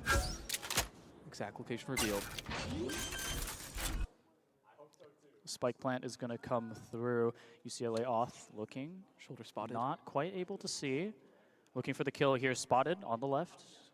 Going to expect sort of the wraparound to the right, but not showing quite yet. Grizz able to get the final kill. That's going to be for 4, securing the pistol round in a first round victory for Santa Monica College. A very crucial clutch from Grizz, a 4K clutch. Truly, as we saw at the beginning of the round, it was a very almost flop-like map. Defenders were taking very aggressive angles. We saw Arsa completely running it down B cat and just completely catching everyone off guard. But then after trades come down, we slow down the pace. It seems like SMC just had a greater control. Grizz was completely in control of the round. Yeah, another bit of an A look here coming out from SMC. Obviously, with that econ advantage, with the armory advantage, it's going to be a very strong take, and UCLA knows this, and they're sort of fortifying all the defenses on A, looking for potentially, an out-of-place pick, an out-of-place member of SMC to give up their life, give up their gun, and fortify the armory of UCLA. But so far, no contact has been made. We saw investment from Kroll with the Outlaw, a powerful weapon in the eco round that could possibly snowball in the next round, depending on how much damage is done to UCLA. Yeah, Sharp pushing up here with a Vandal. Looks like they're going to be playing a little bit of a glass cannon build here. Not going to be able to spot the members of UCLA Esports, but Arsa, he's lurking, and that dart's not going to be able to catch him out. Neon still pushing forward. Arsa looks like he's been pushed out of his location with a little bit of health remaining. Not going to be particularly useful for the rest of this round, but he's potentially still able to pick up a kill or 2. As the rotate comes through from UCLA Esports, SMC successfully fakes and baits UCLA into the rotate. They believe that SMC is left, but they're just lurking near A, near mid, and they're looking to strike as soon as the opportunity presents itself. A deep lurking from Kroll, post up on the powerful angle of the cross. They know that he's lurking there. Spike carrier is going to come through onto the side. The plant is going to be quick. And SMC holding strong. Kroll with a nice outlaw shot onto mid. That's going to be first blood for SMC very late into the round, post spike plant. And now UCLA with a 4-on-5 retake with just pistols. I mean, there's really not much you can do in this situation, especially with a member, your duelist, being so unhealthy. They're looking for the good old college try. Yeah, I mean, they're just going to send Neon in for information, able to get 1 kill back as the trade. That's going to be a second for UCLA. Oth Grizz going to be able to trade him back, but Suj getting a nice headshot onto I Like Fruity, just unable to secure that kill. He had the angle, he had the headshot lined up, but just not able to hit the shots. It was a decent attempt for UCLA, a bit of econ damage as 2 guns are lost. But overall, SMC would take that in spades. They got the plant down, they got secure kills, they got all the important weapons in for the next round. Looks like a strong buy round for the bonus from the side of SMC. As UCLA goes for a more standard 1-1-3 setup with Cypher Util spread throughout the map. Yeah, and if we're able to look at the econ between rounds, that would be a little bit more helpful. But it looks like a full buy coming out from both sides. UCLA able to save on that round too. So we're going to see finally the first gun round of the game as SMC changing up the script a little bit, sending 3 over onto that B site. A little bit weaker for the UCLA defense here, but with gun rounds and the Cypher utility, we should be able to see a strong hold until they stall out for the rest of the members of UCLA to come through. Again, a very slow round, no contact made so far. Sharp pushed up pretty far in mid. UCLA, Fruit able to get the first kill opening and able to secure a second for UCLA. And now we have a 5-on-3 man advantage for UCLA. All of a sudden, this defense looks significantly more doable than previous rounds.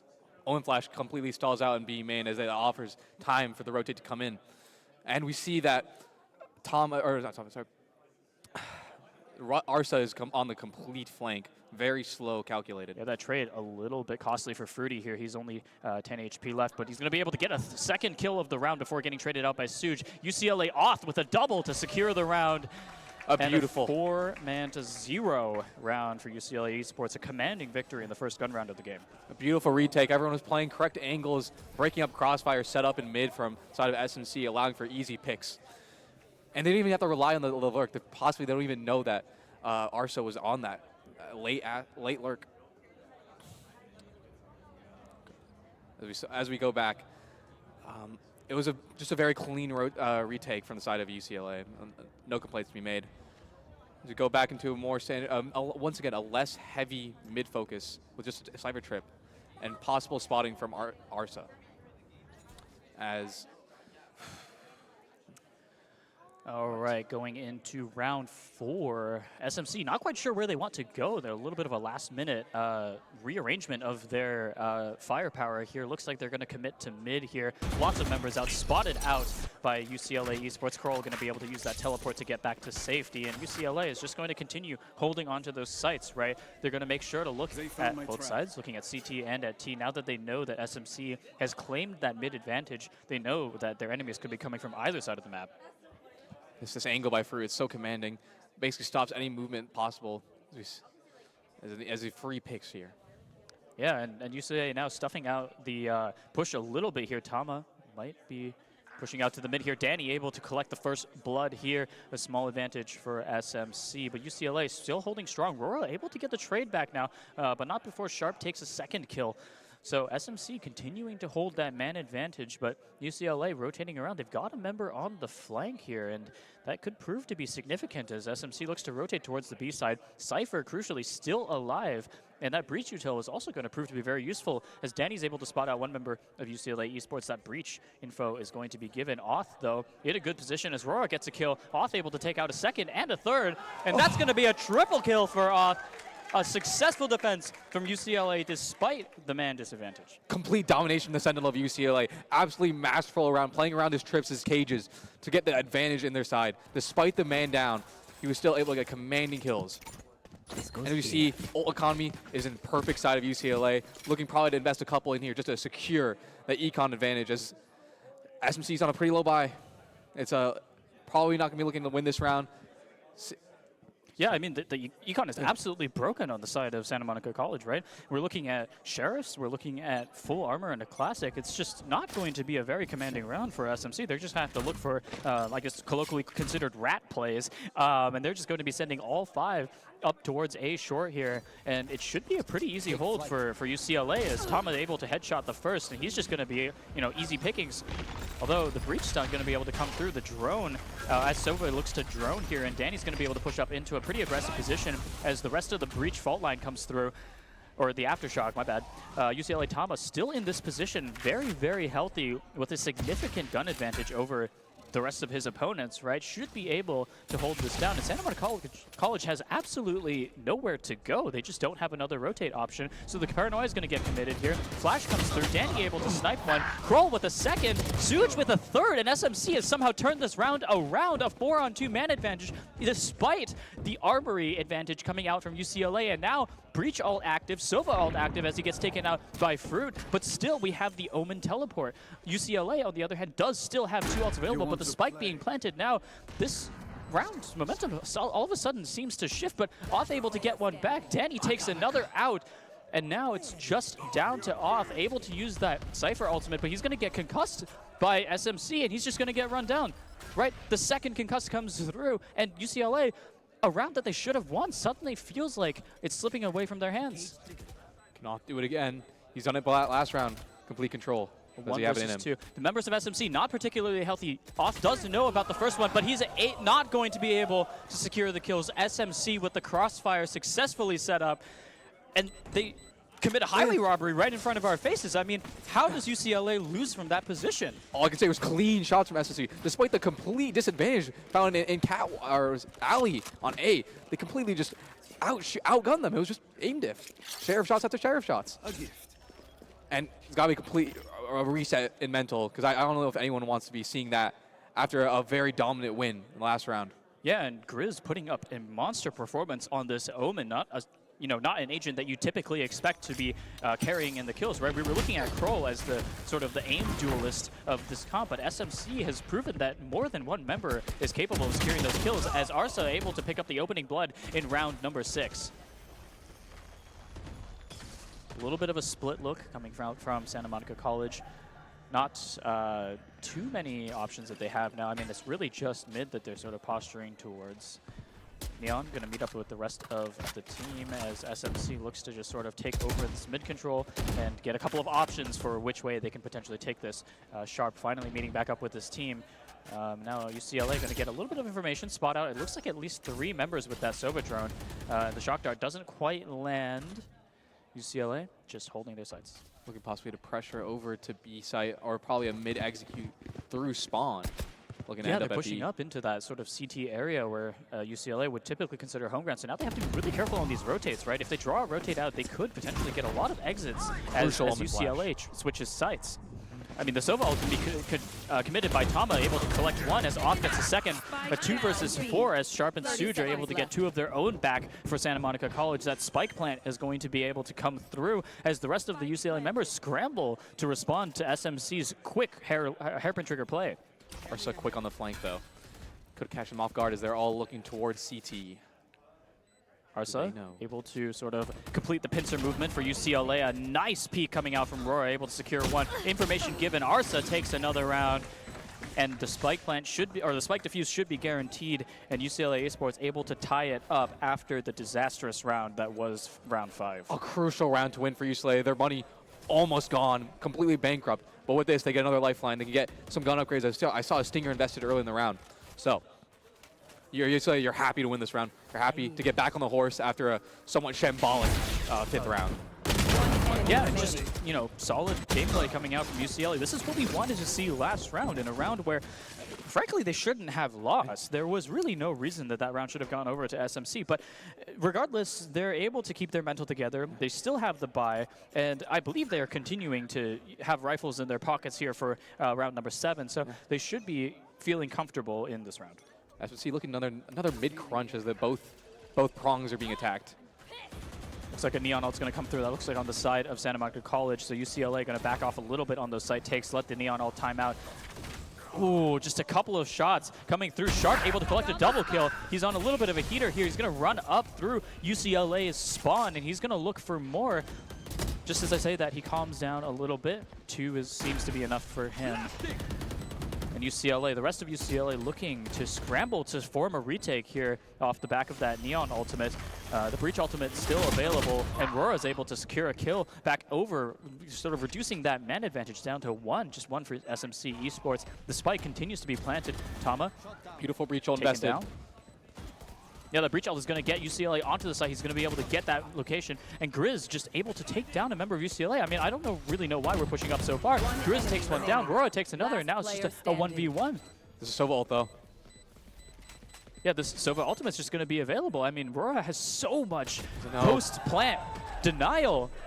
There's just nothing you can really do as a breach, right? You've invested all of your utility on the retake, and if you don't win the round off of that, there's just nothing you can do. I mean, who believes that? When you have 2 people invested in the main, you don't expect the Sova to be lurking all the way to come through mid and pincer you.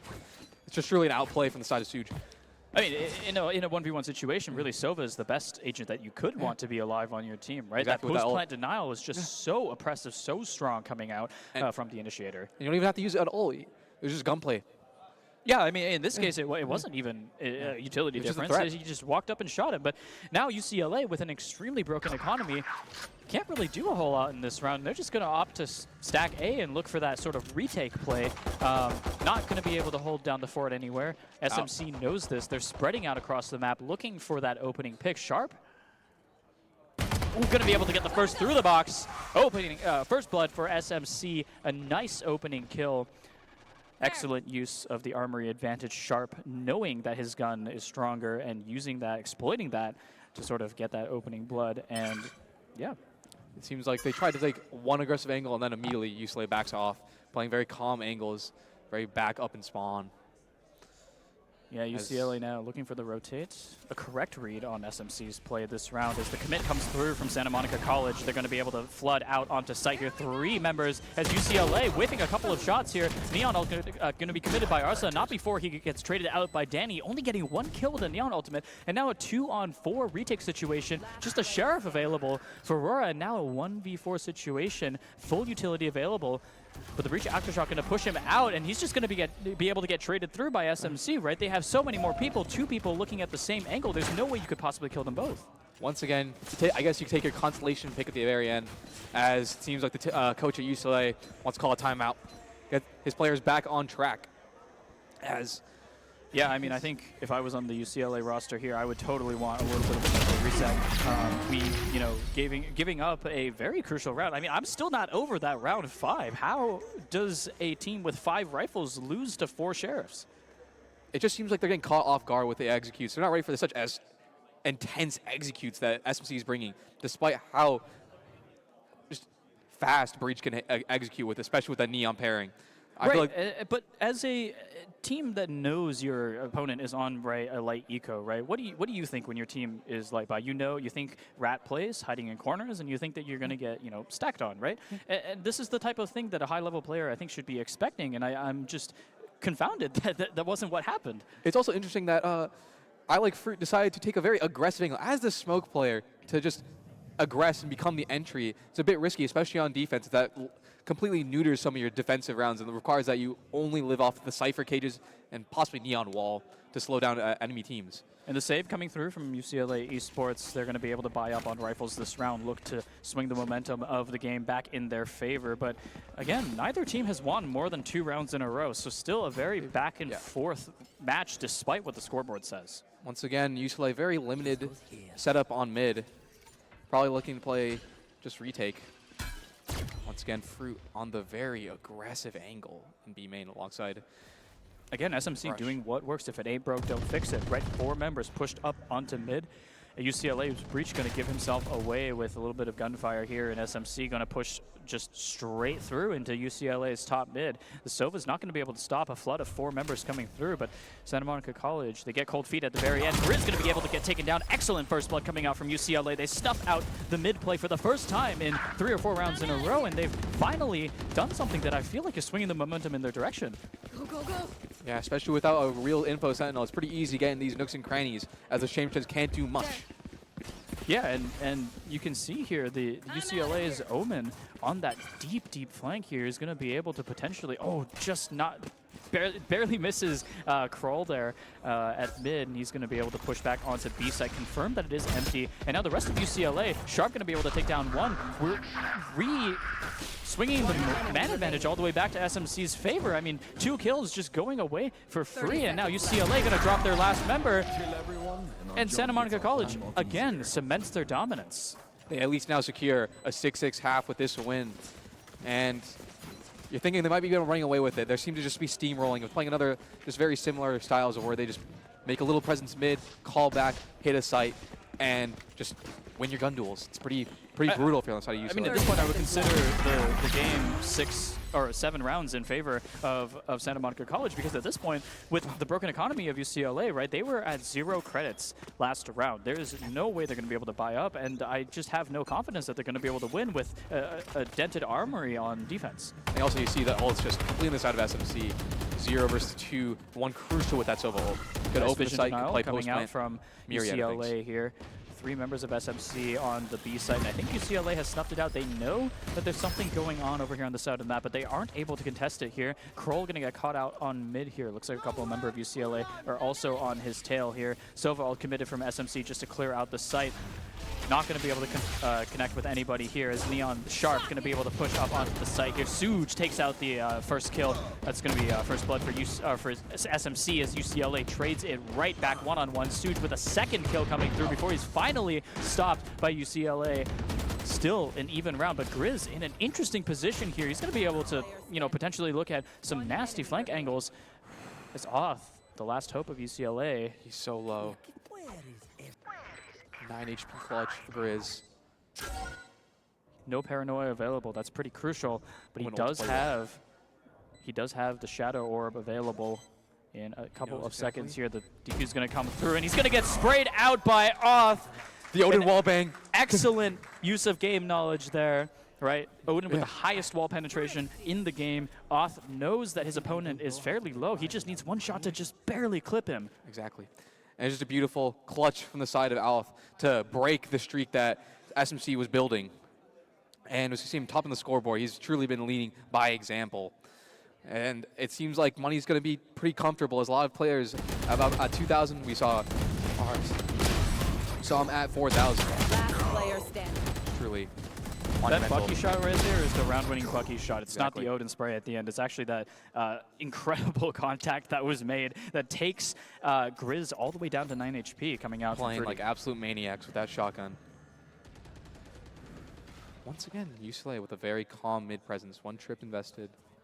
Just letting them take that space. They want them back.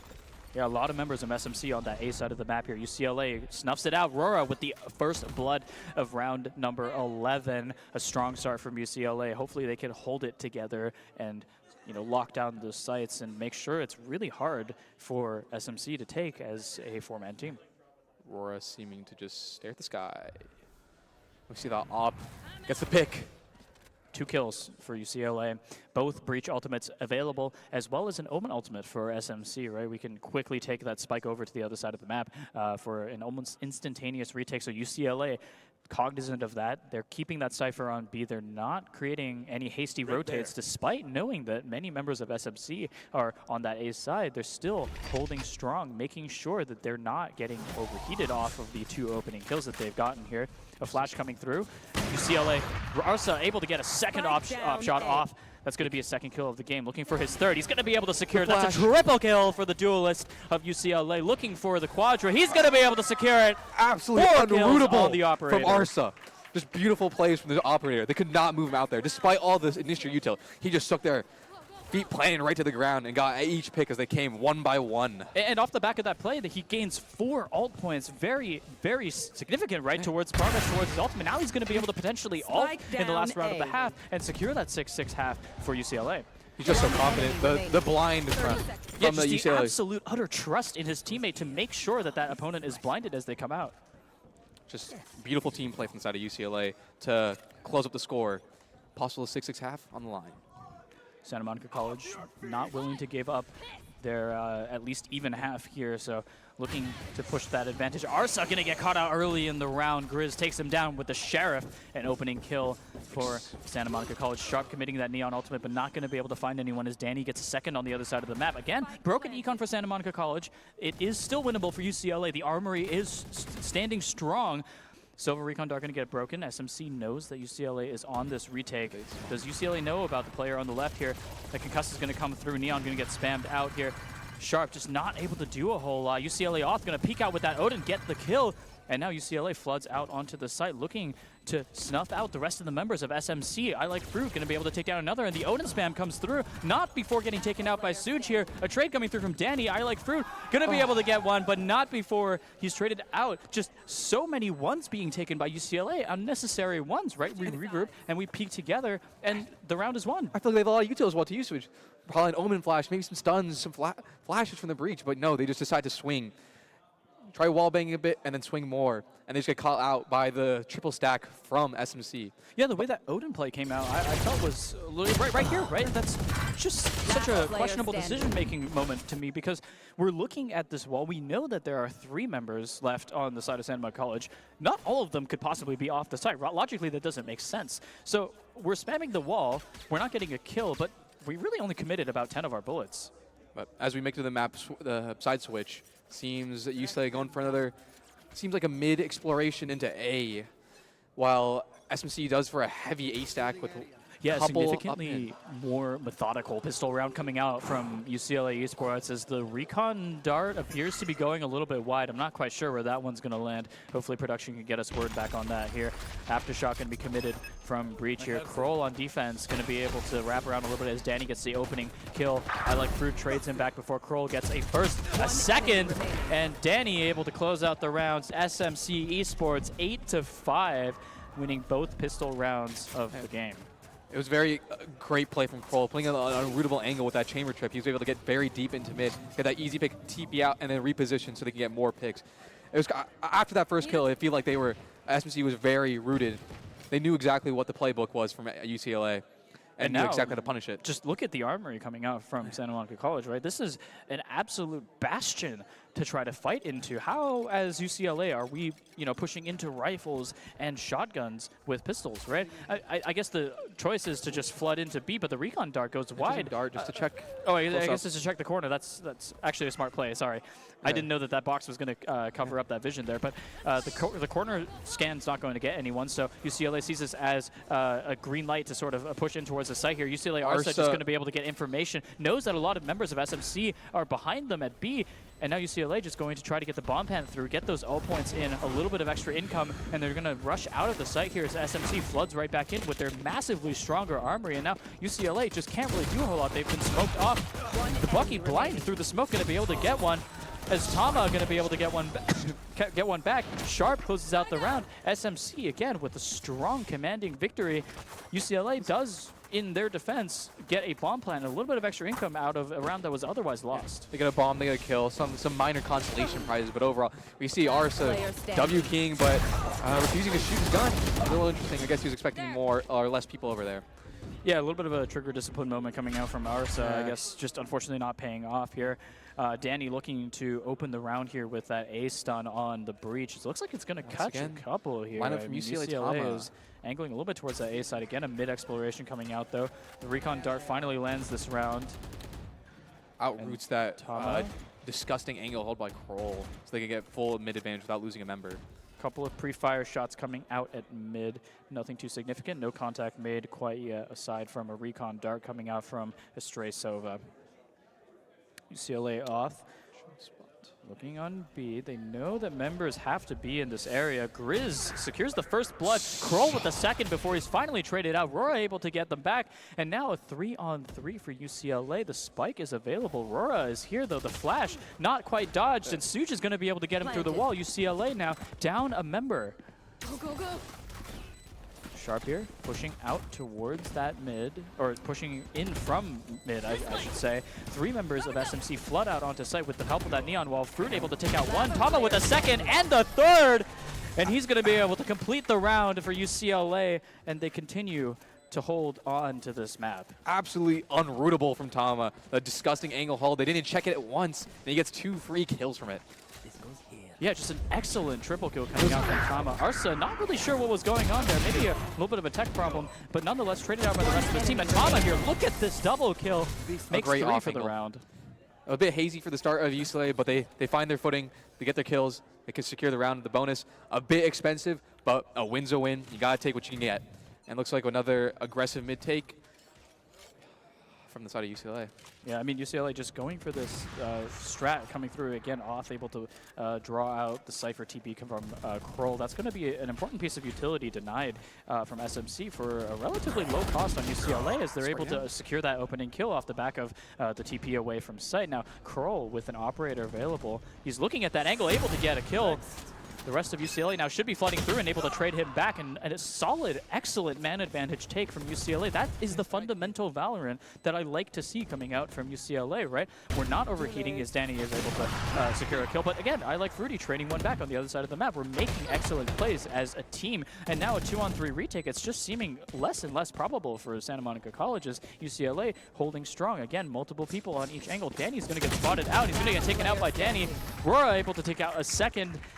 Great crossfires. And it's another round for UCLA Esports. Just great crossfires after the initial site execute. Everyone gets into positions, everyone takes their ones, and it's cookies from there. You know, I was actually going to make a point about UCLA relying so much on individual heroics off of the back of that triple kill from Tama, but they just proved me wrong in the round that we just saw, right? They were playing some solid, fundamental Valorant that is exactly what we want to see coming out from a high-level team. We see the two initiators, Tama and Aurora, great crossfires. One sees contact, another one swings, so they get the assured 1 kill, which evolves into 2 kills. Yeah, and Santa Monica College taking a timeout on the back of a little bit of a broken economy round. This is pretty standard for high-level teams, right? During the timeout, we talk about what we're going to do next round. We're going to try a cheeky play on our broken sort of save round, and then we talk about strategies, long-term strategies going forward once we get back into those gun rounds, right? The minute is enough time to talk about 2 rounds, and I'm sure their IGL is giving them some excellent advice here as they sort of look to navigate the Sheriff round. If I'm on the side of SMC, I'm trying to take more mid-control. It seems they're very lackadaisical with it, letting them get that aggressive angles, which allows it very easy exits onto B, and a lot of tricks that can be played, which has been kind of the thorn in the side of SMC. Like, it gets them too easy on site, and once that site is set up and everyone's in their positions, it's pretty hard to take retake. Yeah, again, a couple of rifles coming out from UCLA. We're going to be on a Marshall buy for their highest fragging player. I assume that there's going to be other utility available to support them here. They probably also know the SMC's econ is a little bit broken, so potentially half armor buys coming out, and so that Marshall was going to become significantly more useful. Chamber will invest inside of SMC. As we look over, 3 ults on the side of UCLA, a very commanding lead with the ult economy. Yeah, and UCLA, again, just going to pressure that mid, look for plays. Looks like they're trying to avoid Kroll. Hearing that off, they know he plays B, so they're trying to pressure other ways to uproot him, force him to rotate. So they do a slow exploration to A. Yeah, UCLA slowly pushing their way towards that A. Tama, drone available. Not going to be able to spot too many members, no members actually of SMC. They believe that A site is tentatively clear. Obviously, they only cleared out one of the 2 possible routes onto site, but they're going to look to push in, commit a little bit to this round. Not too much utility been committed so far, so not round losing quite yet. But again, no contact made from either team. Both teams playing it very slow, very methodical, and for different reasons, right? UCLA coming off of a gun round loss when their opponents were on pistols left. As the breach all comes through and the execute is going to be committed to. The trigger pulled from UCLA. A site completely empty awaits them as they're able to get down the spike plant for free as SMC looking to make what I assume is a hero play on the pistol retake. But again, with no guns available, and now UCLA holding the man advantage, or the gun advantage, with UCLA off, they're able to secure that nice double kill and a crisp shot coming out from Fruit. Rora takes down a 4th not before Kroll gets him back with his ultimate. Able to get a 2nd, the Sheriff takes down the 3rd! Not like this. And all of a sudden, this round feels so winnable for Santa Monica College. The peek coming out from Kroll. The Sheriff is available. A couple of shots coming through. The operator is going to be there. Rora stops him in his tracks. And, I mean, the train that was Kroll finally derailed by Rora, but not after an incredibly scary series of events. SMC would take that in spades. Great damage. Shield low. Only 2 survived, 1 with the low shields. Great economic damage. And take a look at this ultimate again coming out from Kroll here. Look at that first kill, the 2nd shot coming through, just connecting in those pistol shots, also connecting with an excellent 3rd kill that otherwise would have been the end of his life. A bit too excited on the side of UCLA, trying to end it quickly, but after the dust settles, they get back into their positions, they play good angles, and get the win. And now 10 rifles on the board. All right, a little bit of a B look coming out from UCLA Esports. It looks like that Neon's going to be pushed deep onto site for the information, just like we've seen the Neon doing in the past here. Roar able to get the first blood for UCLA Esports, securing that man advantage and the spike plant. And now SMC playing a little bit from behind in a game that all of a sudden is actually quite close, 8-9 in favor of Santa Monica College still, but the round differential being 1 round is essentially negligible at this stage in the game, especially with a full gun round like this. Danny looking to activate that breach ultimate here, push off UCLA Esports from the rest of site here. Suj going to be able to push through, gets first before he's traded out by UCLA Fruit. Danny getting 2. Arsa trades him back, and a couple of kills coming out from Off, and finally he saves the day to tie up the game. Once again, UCLA's strength, it just comes from playing together. They play great crossfires that everyone gets at least their 1. And even in that tense scenario with the 2v2, they just played at great angles where they're sure to get trade and they get the next kill. Just a beautiful sight hold from the side of UCLA, and it makes it so dangerous how easy they win these post-plant scenarios. And now again, Broken Economy coming out from Santa Monica College. UCLA again securing another easy round for them to play. 4 rounds in a row now. This is the longest win streak any team has held in this game. And unfortunately for SMC, no chamber off to... Oh, wow. A very aggressive play coming out from Santa Monica College, pushing all the way out onto mid here. Looks like it's going to be the fast flank coming out from their Neon. Shut down by Rora. An excellent use of game sense. The first blood coming through. Arsa with a nice shot here. Suj able to trade him back with the Sova ultimate as Kroll, again, the aim demon on Santa Monica College, takes down another member of UCLA Esports, and now a 3-on-3 UCLA looking to switch sides and hopefully try their luck on A. The Cypher from UCLA still available. SMC Cypher not on the Rift anymore. And should be a nice post-plan information denial coming out from the Cypher here. It does have ultimate available as well if they want to really secure that round. Omen ult going to be committed by SMC, and he's going to be running point man on this retake here, as the rest of UCLA Esports backs off a little bit to let Cypher do his thing. I mean, they have a lot of nice post-plan deniability with the Sova ult available as well. Cypher, what are you really going to do with your Sheriff at this point stage in the game, right? The paranoia comes through, 2 members of your team are blind, and Fruit is just going to be able to get 1 for free. And now a 3-on-2 man advantage before Suj is traded back by Tama, and now 2-on-1 for UCLA Esports. A nice kill to secure the round. Clean. And now UCLA holding an advantage in this game for the first time. And just, I can't stress enough just how great these post-plans have been from UCLA. It's kind of like, if you're on the side of SMC, the way to win is just to stop them from planning. Just completely shut out sites, because their post plants are just so good. They're just everywhere. They're rooted in the great, the best positions possible. I mean, the takes are solid too. I think as SMC, your only hope really is to stack a team of 5 members and hope that it's the right site. If it's wrong, then you basically are playing attack, but with a much, much tighter time limit, right? The attackers have 1 minute and 40 seconds to get the bomb plant down, whereas once it's planted, you have 40 seconds to defuse the bomb. Right. Much tighter time, and your playbook's pretty limited. It's either you attack from CT or T side. There's no other real mid explorations you do, because everyone's going to be situated on site playing that post plan. Right, the position that you hold as a post plan team is so much stronger. You have that time to come in, clear out utility. You don't have, and then you can set up your own. And at this point, the CT utility is very, very drained, right? Exactly. It looks like, again, I believe this timeout was called on the side of Santa Monica College. Not sure if 2 timeouts can be called in a half. We'll have to check with the referees on that one. But it looks like, yeah, I guess it's 2 timeouts per half per team.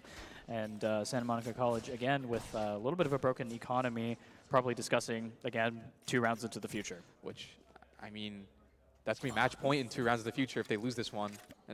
Yeah, I mean, the timeout is crucial, right? They have to secure one of the next 2. That match point is going to be very, very difficult for them, unless they, save up. But they're going to be playing match point from a broken economy at this rate. UCLA Esports pushing up that mid again. The aggressive push coming out from Santa Monica College, traded out by Fruit. I don't think UCLA was quite expecting that, but they're able to defend it successfully, and now a 4-on-4 with a Cypher ult committed here. A little bit of information going to be given over to UCLA. They're going to decide that B is not for them, committing as the second ping comes through. Santa Monica College also knows that the jig is up, and UCLA is not at B anymore. And now the site take little bit of information given over. UCLA knows that there are many members, and there's going to be a lot more reinforcements coming through. The shot's not connecting from Rora as Fruit finally able to trade back Danny, and now a 3-on-3. UCLA Esports going to be able to get that spike plant down, not going to be able to get spammed out. Ooh, Kroll on a nasty angle here, going to get spotted out by UCLA Esports. No damage done, and he's going to have to drop down. I mean, there's nothing you can do. Arsa gets taken out by Sharp though before getting traded back by Oth, and now he's in a 1-on-2 situation against the Neon with just insane mobility. There's nothing you can do about that. A great 3K from Sharp helps break the streak that UCLA has been building and ties the game back to 10-10.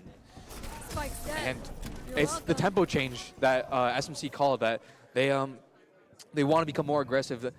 A shutdown mid as a possibility, and it works out well. It breaks up UCLA's game plan. It makes them more reasonable. As we saw after that Cypher was invested, SMC kind of already immediately knew they're going to rotate to A. So let's head over there. Let's catch them off guard. Take some tight timing. We saw Marie take a timing with the Odin to get a pick, which was very crucial for the round, despite getting traded out. Yeah, I mean, UCLA, they like to make hair trigger plays, and Santa Monica College making an excellent adaptation to then move back towards having those hair trigger retakes and hair trigger rotates. SMC back to a more slower mid approach as they take a deep angle with Kroll. Ooh, Kroll, the op shot, shooting wide here, not quite going to connect with a member of UCLA Esports, and now the information has been given over. He's not going to be able to push too far up at this point. Moving back onto the site as UCLA Esports looks to take that space back. The Sova drone going to be able to scan out all of B main here as UCLA Esports now finally sends the troops in. Ooh, and an opening kill coming out from Sharp here. A solid headshot coming through, and the breach ult is going to be committed by UCLA Esports here, and the trigger is going to be pulled. The site has been taken, and we're looking for just the Neon ult not connecting from Arsa, and that's going to be potentially round losing as he finally gets a kill back and the fuel reset comes through. But he's not really in a position to be able to take a second kill here. Finally getting a little bit of information through, but the fuel running low and the ultimate just not going to get as much value as he hoped. The Bucky kill coming through a second, and a third coming through from Arsa. 4-on-1. Not quite able to secure that. What a maniac! At the Quadra. The 4K! That's the second 4K this game for Arsa. This command is on fire. With completely different guns. A sniper and a Bucky. Like insanity. This man is playing like a maniac, just rushing in, guns blazing, completely dismantling SMC's retake attempt. Unbelievable antics. The first kill coming through with a Neon ultimate, but the other 3 coming through from a shotgun that isn't even considered the most broken shotgun in the game. I was not expecting him to get this 4th kill. I was expecting his team to have to clean that up. But the man with the individual heroics decides, I will take this into my own hands. This is my game to win. And he secures an 11th round for UCLA Esports. And again, now, with the revived confidence coming out from UCLA, a fast take onto A here, the Aftershock being committed, and the rest of the team floods in quickly. Arsa just taking point man here, and he still has the Bucky, the confidence this man has in this gun. What is going on? Spike planted. I'm losing my voice, and it's only game 1. I mean, this is just an absolute banger of a game. Arsa's coming in hot and ready. 5 members of UCLA Esports on the A site here. Paranoia committed. Many members of Santa Monica College blind here. Sharp going to be able to get one through the concuss, and many kills come through. But at the end of the day, it's a man advantage for UCLA Esports as the Neon ultimate is committed. Fuel ticking down slowly. He's at half. Oth knows better than to peek into a Neon with fuel. More shots not quite connecting here. He's ice in his veins. He's just sticking it. He's sticking it. I mean, the fuel is running out, right? Oth is a little bit scared of that Neon ult. He expects that Neon wants to capitalize on the remaining fuel from her ultimate, but you just stick it, right? You know that your opponent's probably too scared to peek. It's just clutch play from Neon as we tie it once again, 11-11. Tight net game. Yeah, I mean, let's take a look at this site commit again here. A lot of kills coming through, but it looks like, again, just one-on-one kills coming through back and forth before finally UCLA emerges victorious in the initial exchange. But the Neon ultimate's now active for Sharp, and that's just going to be able to close out the round as UCLA looks again to make this fast A play before taking out First Blood coming out from UCLA, and now a man advantage. A little bit of a different script coming out this round as the A take, again, a little bit of an emptier site here. The Omen TP is going to come through, and now UCLA has a very, very deep angle, and SMC is going to have a much harder time committing on that retake. Again, no ultimates available. Suj not quite going to get hit by the Omen Blind as he's traded back. Danny able to get a second. Kroll not able to pick up a kill before he's taken out by UCLA Esports. And now 3-on-2 for UCLA. The retake comes through. Footsteps given. Chama not quite able to get the second kill. His teammate's able to pick it up though, and Rora saving the day. 12-11 UCLA Esports. This is a must-win round now for both teams. Frankly, you really don't want to let this game go into overtime. Once again, UCLA changes up the tempo. They go for another fast hook, and then they pick a fast hook CT to get the man advantage, though traded out, and then fall back into their original positions. Yeah, I mean, they saw the potential coming out from last round, right? They knew that the strat had a glimmer of hope coming out at the end here. And despite the slightly hairy end of round here, you know that UCLA, unless they whiff these shots, has the stronger position and has the lives that they're able to expend to secure the round win here. And again, just an A look coming out from UCLA, right? If it ain't broke, don't fix it. A little bit of a slower take. Mid control going to be relinquished by Santa Monica College as they, as UCLA looks to push up. This is a play that comes straight out of Santa Monica College's playbook, and UCLA is executing it pretty well so far, and no lives lost. No. UCLA, oh, there's the first casualty. Kroll able to take down one. He's traded back on the other side of the map by Fruit, but Sharps gets another kill back, and Rora able to trade him again. Now 3-on-3. UCLA, Tama gets another kill here, securing a man advantage for UCLA Esports. Kroll, though, on that Cypher gun, just doing so much work for his team. He wide swings it. Shot goes wide, and now UCLA is able to stop them in their tracks, and this map it's looking like it's going to go in the favor of UCLA. Does Dane have it? Ice in his veins, a 1v2. He's been spotted. 1v2, he's on site. Information's given. Fruity knows he's blinded. Blinded. Worn down. Tama coming from behind. The crossfire for Fruity. is successful. 13-11. A map win for UCLA Esports and the first victory of the night for UCLA. It must feel good to be a Bruin. Finally get some win under themselves. It was a bumpy first half, to say the least. We thought SMC would have it, but then UCLA goes up to 5. They take the lead again, SMC. But then the defense, or the attack side from UCLA was just so strong. Their post-plant scenarios were just very rooted, very ironclad. And it's just like they knew what SMC's playbook was once the retake happened. Yeah, I think the play styles definitely favored UCLA on attack, right? This is a team that really likes to make those fast, rapid action plays. And on attack, those types of things work, right? Because the burden is on you to surprise your opponents, right? As defense, your job is to react. And UCLA is not a very reactive team, right? So we're going into map 2 and 3, right? We're expecting a little bit of I guess a fumble on defense. Not necessarily, I wouldn't necessarily consider it a fumble, but a weaker play coming out from the defensive side. But as they switch over to that attack, we expect to see them really ramp up in power, and I think that really is part of the reason why they're continuing to choose defense. And by the way, for all 3 maps, UCLA will be on the defense side to start. They want to take the weaker side first, so they get the final half strength, more second half team, you could say. But I'd like to look over to the duelist. Yeah, we'll look at a replay here to remind us of the name. Sorry, we blanked on the name of the neon here, but just a little bit of a map highlight here. Again, UCLA Arsa doing so much good work for his team, but you cannot discount the absolute mammoth effort that Fruity is making in these plays, right? He's just doing so much to support Arsa, and there's just there's just like so much good Valorant coming out from UCLA in this second half, right? Despite being down 5-9 at one point in the game, they're able to crawl back into the lead using, this more hair trigger style of play where they're surprising their opponents. I'd like to take note of Aurora. His initial util, despite my bashing of the breach stuns earlier, was very pinpoint, allowing Arsa to get clean kills and open up the sites and completely dismantle any attempts at SMC. I think an unsung hero of this map is Aurora. Some great util uses, great ults, great stuns, great flashes, just great overall. But yeah. Yeah, I mean, this team really, really rallied around Arsa towards the end of the map, right? This guy really, really heated up, and he did so much great work with his team behind his back. Absolute trust in this man to pilot the Neon and secure those kills, right? And he's able to grab 2 quadra kills, a multitude of other multi-kills, and just doing so much good work for this team. And while some of his plays might be seen as a little over-aggressive with that Bucky, when it hits, it hits. Arsa. I mean, he's also playing this with a significant man advantage, right? Yeah. And so, you know, as you're coming into future maps here, we're going to keep an eye on Arsa and what types of agents he's going to be picking.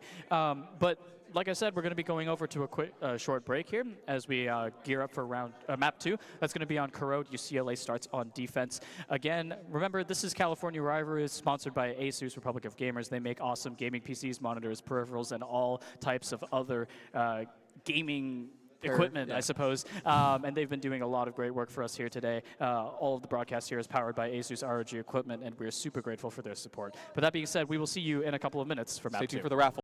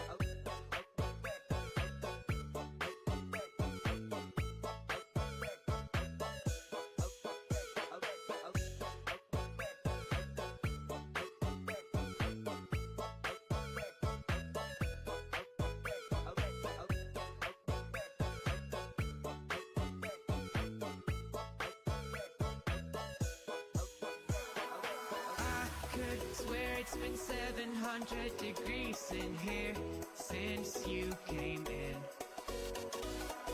I could swear that this room has been running out of air, and now it's starting to spin.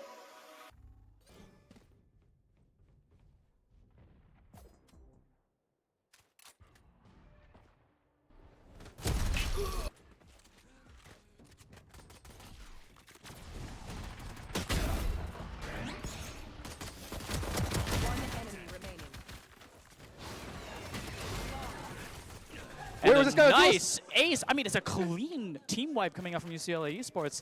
Apologies for the delay coming out. We weren't able to catch the draft there. I was getting locked down with an interview. But we are back and covering all of the action here. Let's take it for UCLA double duelist comp, reminiscent of DRX at the end of Champions 2025. Very interesting, very unorthodox, especially with that chamber added. And SMC went for more solo duelist double controller, which is a bit more reminiscent of other teams like G2 that play this, especially with that chamber. And we saw Tama on the duelist. You're electric. 3K. Yeah, I mean, just a nice econ advantage coming out from UCLA Esports, and now this corrode map is going off to a very good start for them. That is probably one of the most commanding pistol rounds I've seen in Collegiate in a long time. And again, Tama just getting those kills here off, able to back him up. The flash Euroclone comes through. Tama with a second, Oth with the second, and now it's a 5-on-1 for UCLA Esports. They're poised for another team wipe, 2 in a row. I mean, what are you going to do about that as SMC? It's another 3K, this time with Oth, but it just seems like everyone's now just firing on all cylinders. We got players just taking aggressive angles, taking entries, and just slaughtering, bro. 0 kills on everyone. I mean, an absolute personality reversal from the last match that we saw, where UCLA playing much more timidly in those opening rounds. They lost that pistol round, they lost the follow-up, and I believe they almost lost the gun round, and then they lost the bonus. And Econ's going to be beautiful for UCLA. They haven't lost anyone. There's some slight armor damage. We see armor rebuy, possibly, not even. Yeah, I mean, just such a strong economy coming out from UCLA Esports. They're not expected to win this bonus, but given the way that they've been playing here, they just might do it. Sharp, though, getting the opening kill. He's going to try to deny UCLA Esports that three-peat, and he denies the team wipe at least. UCLA Tama getting one back, though, and now a health advantage coming out from UCLA Esports, right? Spark took a lot of damage coming into that earlier engagement, and now they're just going to look to rotate, right? They're pushing around.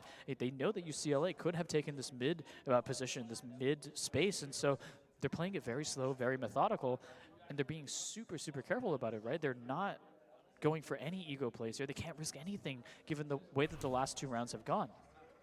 Looks like they're just going for slower.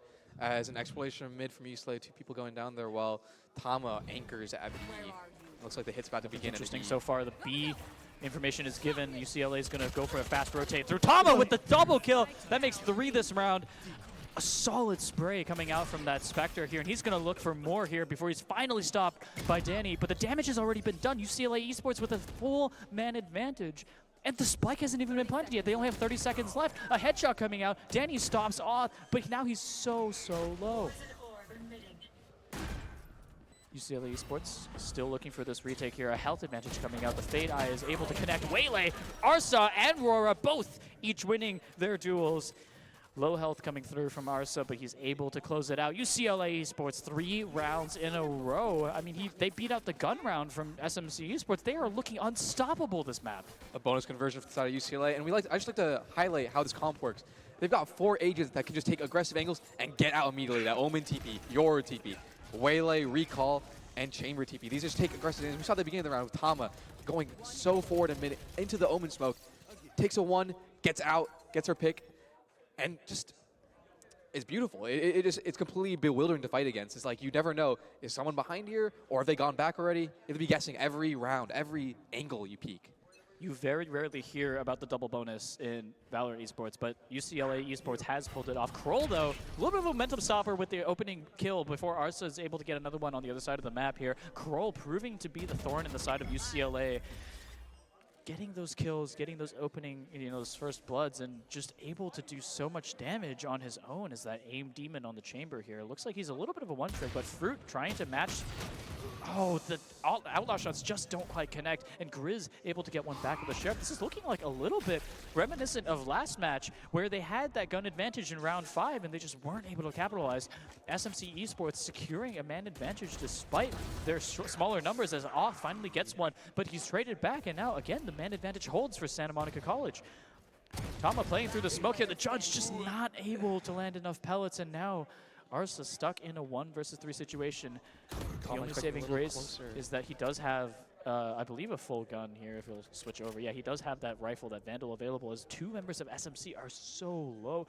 A shot through the wall could take them out. Spike planted. Spike gets planted. Arsa has a little bit of information. He knows that it's going to be on that B side of the map here. A little bit of a jiggle peek coming through. No members spotted. No contact quite so far. Crucial 1v3 for Arsa here, Arsa. gonna look for the right here. There's no crossfire being held. The information's gonna be given. Arsa waving a couple of shots though. He's able to get the first kill, but just not able to secure the second. The cross unbreakable. A missed target selection there. He just couldn't decide who to shoot. And once again, SMC gets around with a thrifty, breaking the streak and making this game a more competitive round. A couple missed shots and some misplays. The shotgun, probably expecting players to be closer for Tama, but just doesn't pan out as well. And some indecision from the side of Arsa on who to shoot first. So, yeah, but now both teams full economies, full armories, and now UCLA Esports a little bit of extra money in the bank here, as a little bit of trash talk coming out from the side of UCLA Esports. They heard some packet loss. There might be a tech pause a little bit of problems coming through. I couldn't read the chat there. I assumed it was trash talk, but. Might be a tech pause coming through here. Looks like they're going to I think a tech is being requested. Yeah, looks like they're going to request a tech pause here. A little bit of a problem coming through. Interesting. But regardless, this round is going to continue to play out. I expect that it will be replayed, so I guess disregard everything that happens in the round that's about to happen here. Arsa able to collect an opening kill. This, I guess, is a little bit of a preview of what's going to go on next round, but... confused. Yeah. Is the tech going to be called, or is going to play the round out? I believe we are going to tech pause. It's just that I think TOs are having a little bit of trouble getting it solved here. But a few more kills coming out from UCLA Esports. A TP going to come through from Fruit. 5-on-3 man advantage in the round. That should not matter. And yeah, we're just probably looking here for aim. You know, UCLA looking a little crispier. Just getting picks. But much more confidence coming out from this team, right? These guys are playing with authority. They're playing with purpose, right? I love the confidence from Tama, from going on such a supportive role in the breach to then just switching up and going so aggressive, so proactive on the Yoru. It's just very good. Yeah, I mean, he was playing with a lot of command on the Sova, so I'm not surprised to see him on the Yoru, right? Still a very strong champion, agent for information gathering, but at the same time, also a strong fighter. And as timer rolls out, we're probably going to get tech pause, as we Looks see like the tech pause will come through next buy phase, and the rollback is going to happen pretty soon. Hopefully, should be solved quickly. Don't want to stay in here all day long. Yeah, but hopefully we don't play out another worthless round, but we'll see how it goes. Flashbacks to an EMEA tech pause will be here for eons. Yeah, in the meantime, though, how are we feeling about UCLA? A very... No pause. Oh, okay. Looks like we're just going to continue with the result of last round. UCLA Esports going to be taking one by timeout. Interesting results. Not really what I was expecting, but I guess that round did end up counting. An interesting play coming out from both sides, because I assumed the players were playing with the expectation that a tech pause would happen, so not as much aggression coming out as we were expecting. Unfortunate for the SMC, basically gave up a round that could have been won. Right, but SMC, again, their resolve unwavering. They're going to push up to the mid there, getting a couple of pre-fire shots through. Ooh, Fruity able to secure a kill before he's able to TP out here. A secured first blood for UCLA Esports in the man advantage as well, going over 5-4.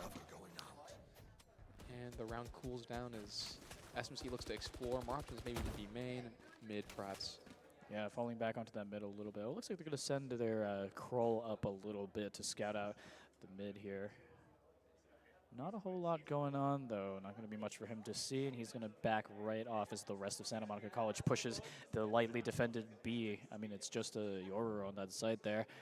It's looking a little bit hairy for them. Kroll, though, still patiently waiting at that mid angle. I think he might know that the Omen is there. Sharp, though, committing trigger pulled on the B site here.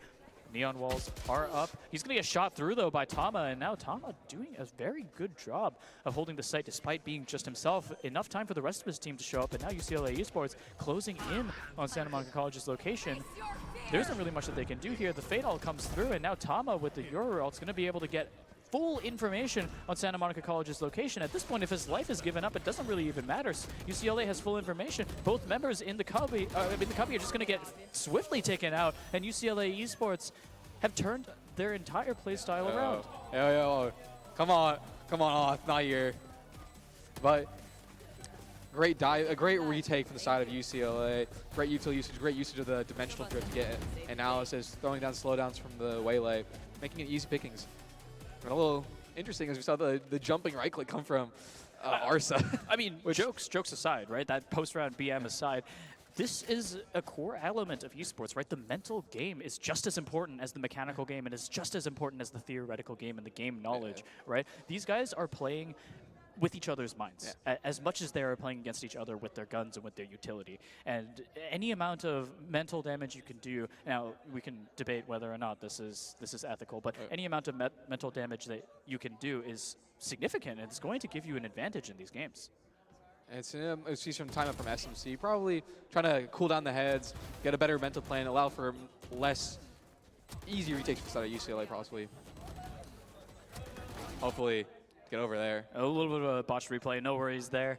Production is hard, and we respect them for all the work that they do. They've been doing a great job tonight. Absolute shout out to Bruin Broadcasting. They have been running all 3 games. I mean, I run broadcast myself sometimes, and I have never done more than 1 game in 1 day. So these guys are doing an absolutely stellar job switching between 3 different games, plus Tetris too. You saw that during the break. So they've been doing some great work tonight. But back into the round, SMC looking for a B exploration with some pressure led to AI. But UCLA looking with a stronger side on B, though, so possibly... I guess the buy hasn't started yet, my fault. Yeah, I mean, Santa Monica College looking to pressure that B, but I fail to believe that they're going to pull this trigger with confidence. I mean, these guys have been beaten and battered this round, and again, they're slow pushing that, and Fruity just able to get that free kill with the Cypher ultimate. The value has already been restored, and now they're just able to TP back and give up the space, but the kill and the damage has already been done. UCLA Esports secures the man advantage and the first blood, and now Fruity with a nice angle here, a second kill coming out here, and now the aggressive push up begins. Does he know about the TP? He does expect the TP, able to get the third before he's traded out by Danny. And he's right replaced by Rora. Just absolutely excellent play coming out, and Rora now taking his spot. Santa Monica College just cannot push up on this angle. There's nothing they can do. It's exactly as I was expecting. They were not confident enough to pull that trigger, and they paid the price for it. Are they aware of Tama coming with a slow flank? I mean, they've got 2 members coming up on the flank here. Tama coming through. Setting it in, distraction. Tama gets 2. There's a kill coming through from Santa Monica College, but what good does it do when you can't win a single round? 6-1 for UCLA Esports already. They've secured an even half, and I'm sure that they'll do more than that. UCLA has just completely owned the map gain, taking aggressive action near B main with that op, always adding pressure, pushing in with a judge, and then all that distraction up A main or B main happens. Look at this chamber play here. The second shot was so critical for his success here, and the third judge is just a cherry on top of the cake, right? That third kill wasn't even necessary for the chamber to have already won the round for this. He's back on the op, dangerous feel. And we get rid of the ultimate, and now you have enough money to buy an op, right? And the only saving grace that we have for Santa Monica College is potentially this Neon ult coming through and chamber ult combo. And yes, the value is gotten, but he's immediately shut down by Tama, who's not able to get the second just quite yet. So Santa Monica College holds on to their man advantage. Not before Off immediately takes it away. Wow. The dink. Oh my, like the chamber ult, it's just not hit. We saw Kroll do amazing things with the ultimate last game, and he's just not performing in a time when it matters most. Bomb plant down, 2v3, still possible, still very possible. Though, Su just taking a very aggressive angle with that Sheriff. Shots are just not hitting. I mean, he hits the leg shots. 2 members swing out on him. What are you going to do? Your fire rate is far too low to defend yourself against this. All you can do is hope that your opponents will whiff. All up to Grizz, it seems. It's all Does up it have it in him? Bro. The clutch gene. I mean, frankly, with the difference in weapons, he's already given his location away at this point, so the rest of UCLA Esports can train their crosshairs on him. The team able to secure the kill in the face of death, and UCLA Esports gets themselves an advantageous defending half when the last map, after last map, we were saying, hey, we don't expect them to really win on the defending side. We really expect them to excel on the attacking side. So another timeout, another emergency button hit from the side of SMC. Just worried.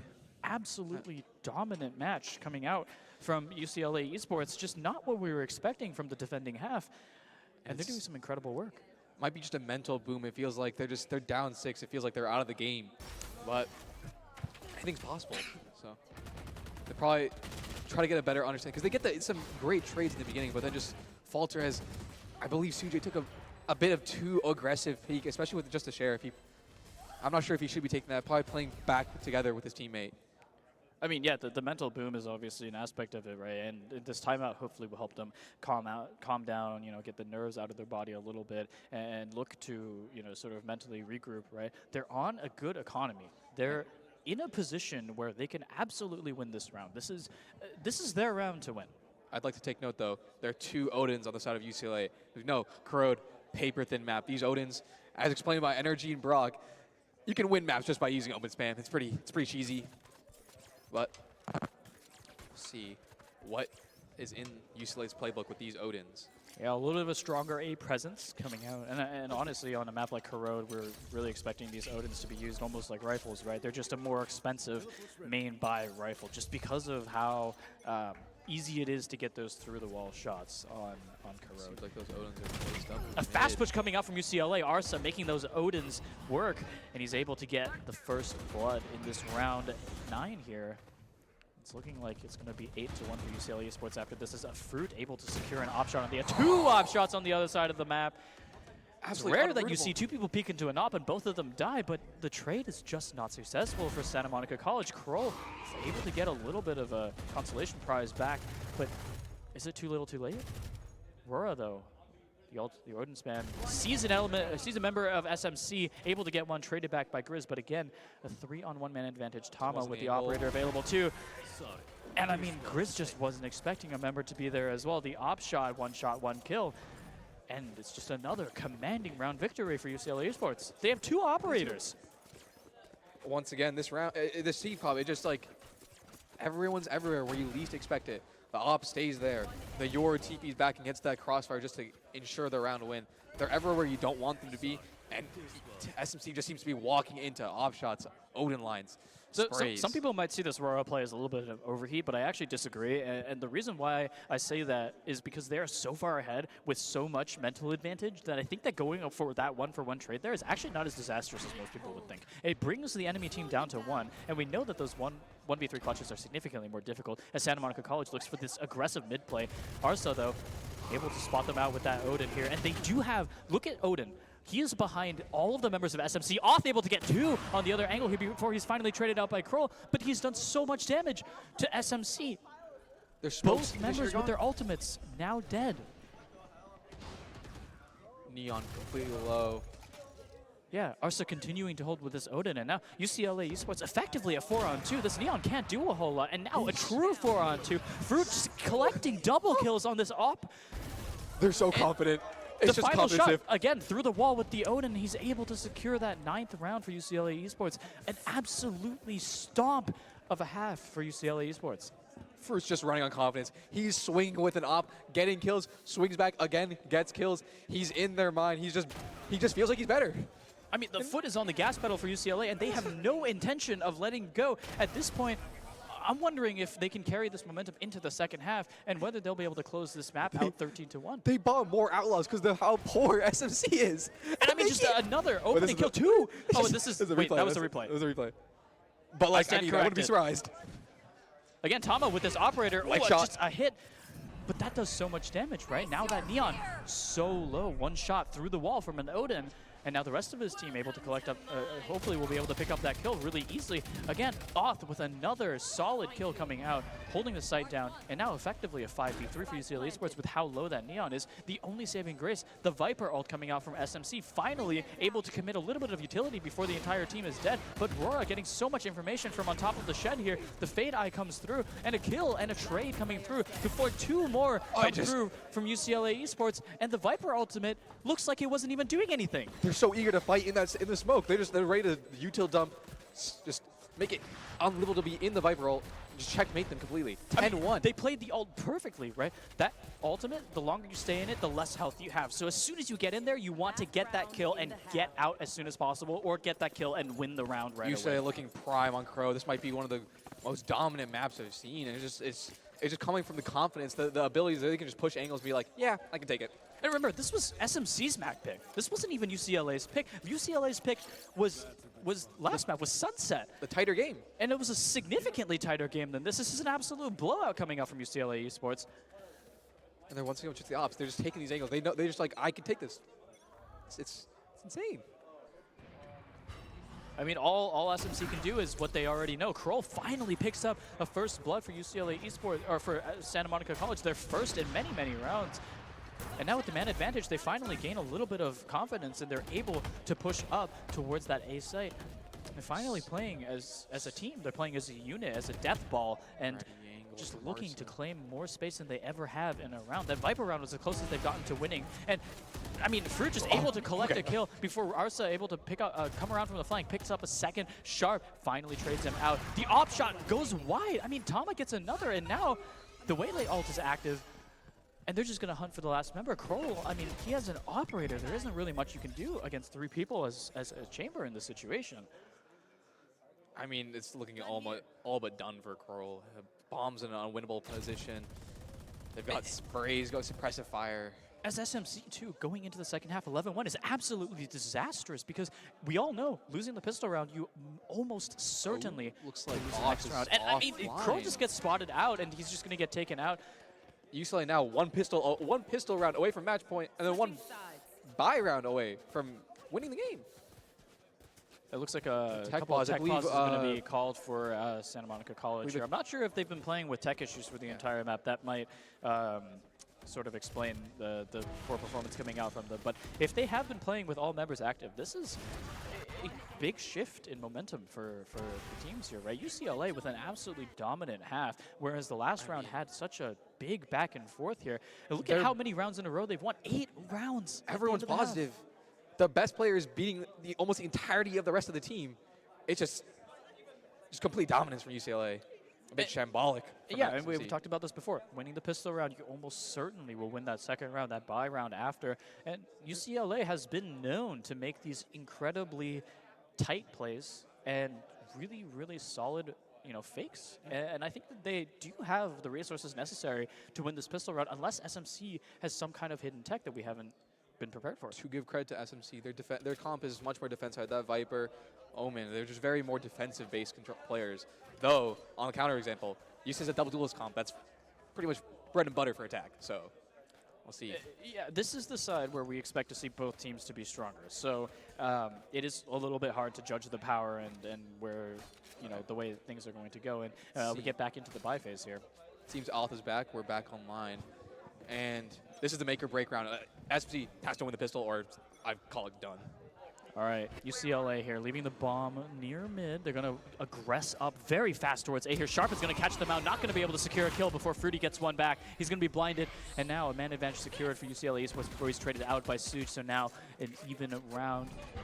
A little bit of a health advantage for UCLA Esports, though. Many members of SMC blinded here as UCLA continues to aggress. Rora with one, Fruit with another, and now a 4-on-2 man advantage. Sharp going to get taken out by Tama, and now 3-on-1. Dane able to get one back. He's on the flank. UCLA knows, though, and all they have to do is hold that cross. They hold this cross, they win the map. UCLA Auth has an inkling of where Danny might be. The information's given over. Both members peek. Auth secures the kill. Match point for UCLA Esports. Series points for UCLA Esports. They are 1 round away from securing a UCLA victory on the night of California Rivalries. A much-needed victory for UCLA after a very cold day overall. But 11 rounds. Don't want to knock on wood, but it's looking grim for SMC. I mean, especially with the difference in armory value, it's looking like it's going to be going the way of UCLA Esports. But again, this is a squad that is known to throw incredible armory bonuses. It is to note that Fruit, that Outlaw, functionally an op for 2 of the members on SMC. See who he picks up first. Yeah, I mean, you just have to put all of your eggs in the basket at this point. If you save this round, you are effectively throwing the map away and you're throwing the series away. Danny just taking out a member of UCLA, but he's getting traded back, and now UCLA is on the site with Sneaky, right? with an even man advantage. Fruity able to take down one before Sharp gets one, and then Fruity takes him back down. UCLA gets a second in that exchange. Tama on a triple kill. The smoke fades. 1-on-3, the last hope of SMC. Back to Kroll. UCLA. Good looking. first pick with the Information Sheriff. is given. He's so low. Headshot is there. He's half HP. Off Tama, the angle. is looking. And that's At going to the be the point. kill. A A 4K. quadra for Tama to close it out. UCLA Esports 13-1 to take the second map. A commanding victory for UCLA and a much, much needed victory. I mean, after Marvel Rivals, which went 0-3 in favor of Long Beach, after Smash Brothers, which went 0-2. I mean, that was a little bit of a weird one because of the way Smash works, right? We lost by 2 stocks in Super Smash Brothers. This Valorant map is such a momentum shift for the Bruin Esports organization, and they've done so much work to get here, and honestly, I'm very impressed at the level up between map 1 and 2, especially given that the second one wasn't even their pick. Honestly, I'd like to see UCLA invest more into that playstyle where they have Tom on the duelist. They have like just more aggressive players because I feel like he just shines really well. You saw him taking aggressive angles. He was playing like a dog on the sites, bro. It was truly just, yeah, as you said it, complete shift in tempo. They just felt like different people entirely. It was, yeah, just look at we're these. getting a nice replay of the map here. I mean, we're just going to see UCLA victory after UCLA victory. Just an absolute masterclass coming out from Rora, Tama, and the rest of the UCLA Esports squad. SMC only able to take one round, a singular round off of UCLA Esports, and it was a gun round where they frankly had a little bit of an armory advantage. The rest of the map was UCLA running the show. This is very easy. Could have been a 13-0 if UCLA played a little more poised in that Thrifty round. But because once again, just like the way the team comp worked, it was just so aggressive. Everyone was just on lines, and if you cleared one, they just run back right there because they got TPs, they got recalls, they got other TPs, just to be so aggressive. They were everywhere. Just an absolute masterclass of a pilot coming out from UCLA Esports. This is not a comp that is particularly easy to run. This is a comp that needs execution, needs the correct pilots to run here. But any final thoughts before we close out the night? No, it's just UCLA, just generational with that Waylay Yor in that chamber. Truly exemplary, and I feel like it could be used to a lot to learn from how to play like that. A very commanding 13-1 coming out from UCLA Esports on a double duelist comp to end it on Corrode. Again, a recap of today: 0-3 against Long Beach in Marvel Rivals, 0-2 against CSUN in Super Smash Brothers, but a nice 2-0 victory against Santa Monica College, a team that has historically been quite strong in Valorant for UCLA Esports. Again, California Rivalries was presented and powered by ASUS Republic of Gamers. They are an absolutely wonderful sponsor of the organization. They make great gaming PCs, gaming monitors, gaming peripherals, and gaming PC parts, so you can build your own PC the way that you like it and the way that you like to play. They have been powering production, all of the production booth behind me there. They've been doing absolutely great work, and they are a massive supporter of the organization. Again, a massive shout out to Bruin Broadcasting for setting up the stream, for having their amazing TDs, observers, and replay operators, for making all of this happen, right? I'm just here to yap, I'm just here to talk my head off, and they've been doing an absolutely amazing job behind the scenes of making sure that the stream is doing good. Yeah, hope everyone has a good night, and GG's, everyone. Yeah, that's all from us. Hope to see you next year at California Rivalries, and thanks for watching.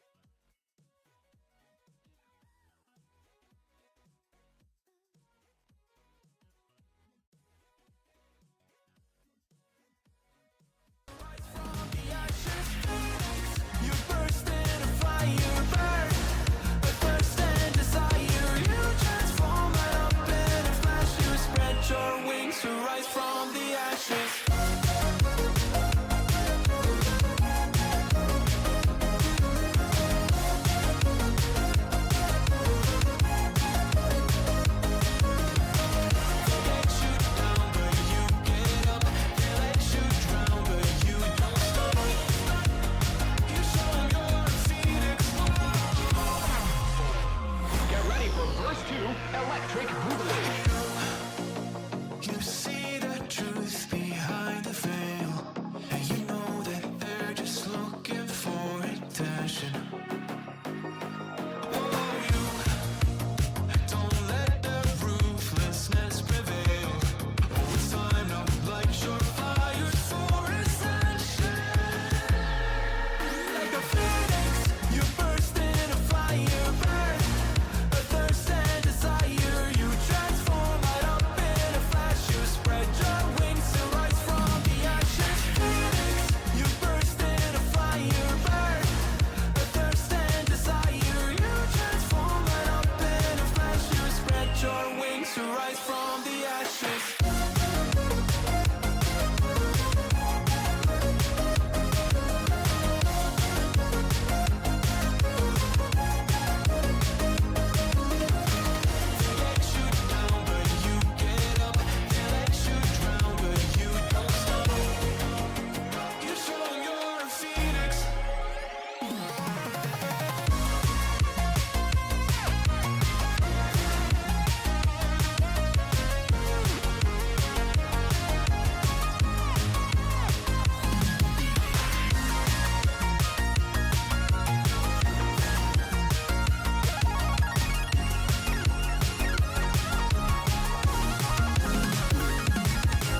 Phoenix, you burst in a fire burn.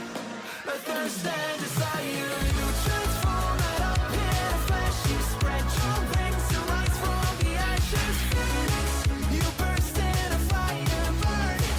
A thirst and desire, you transform right up in a flash. You spread your wings to rise from the ashes.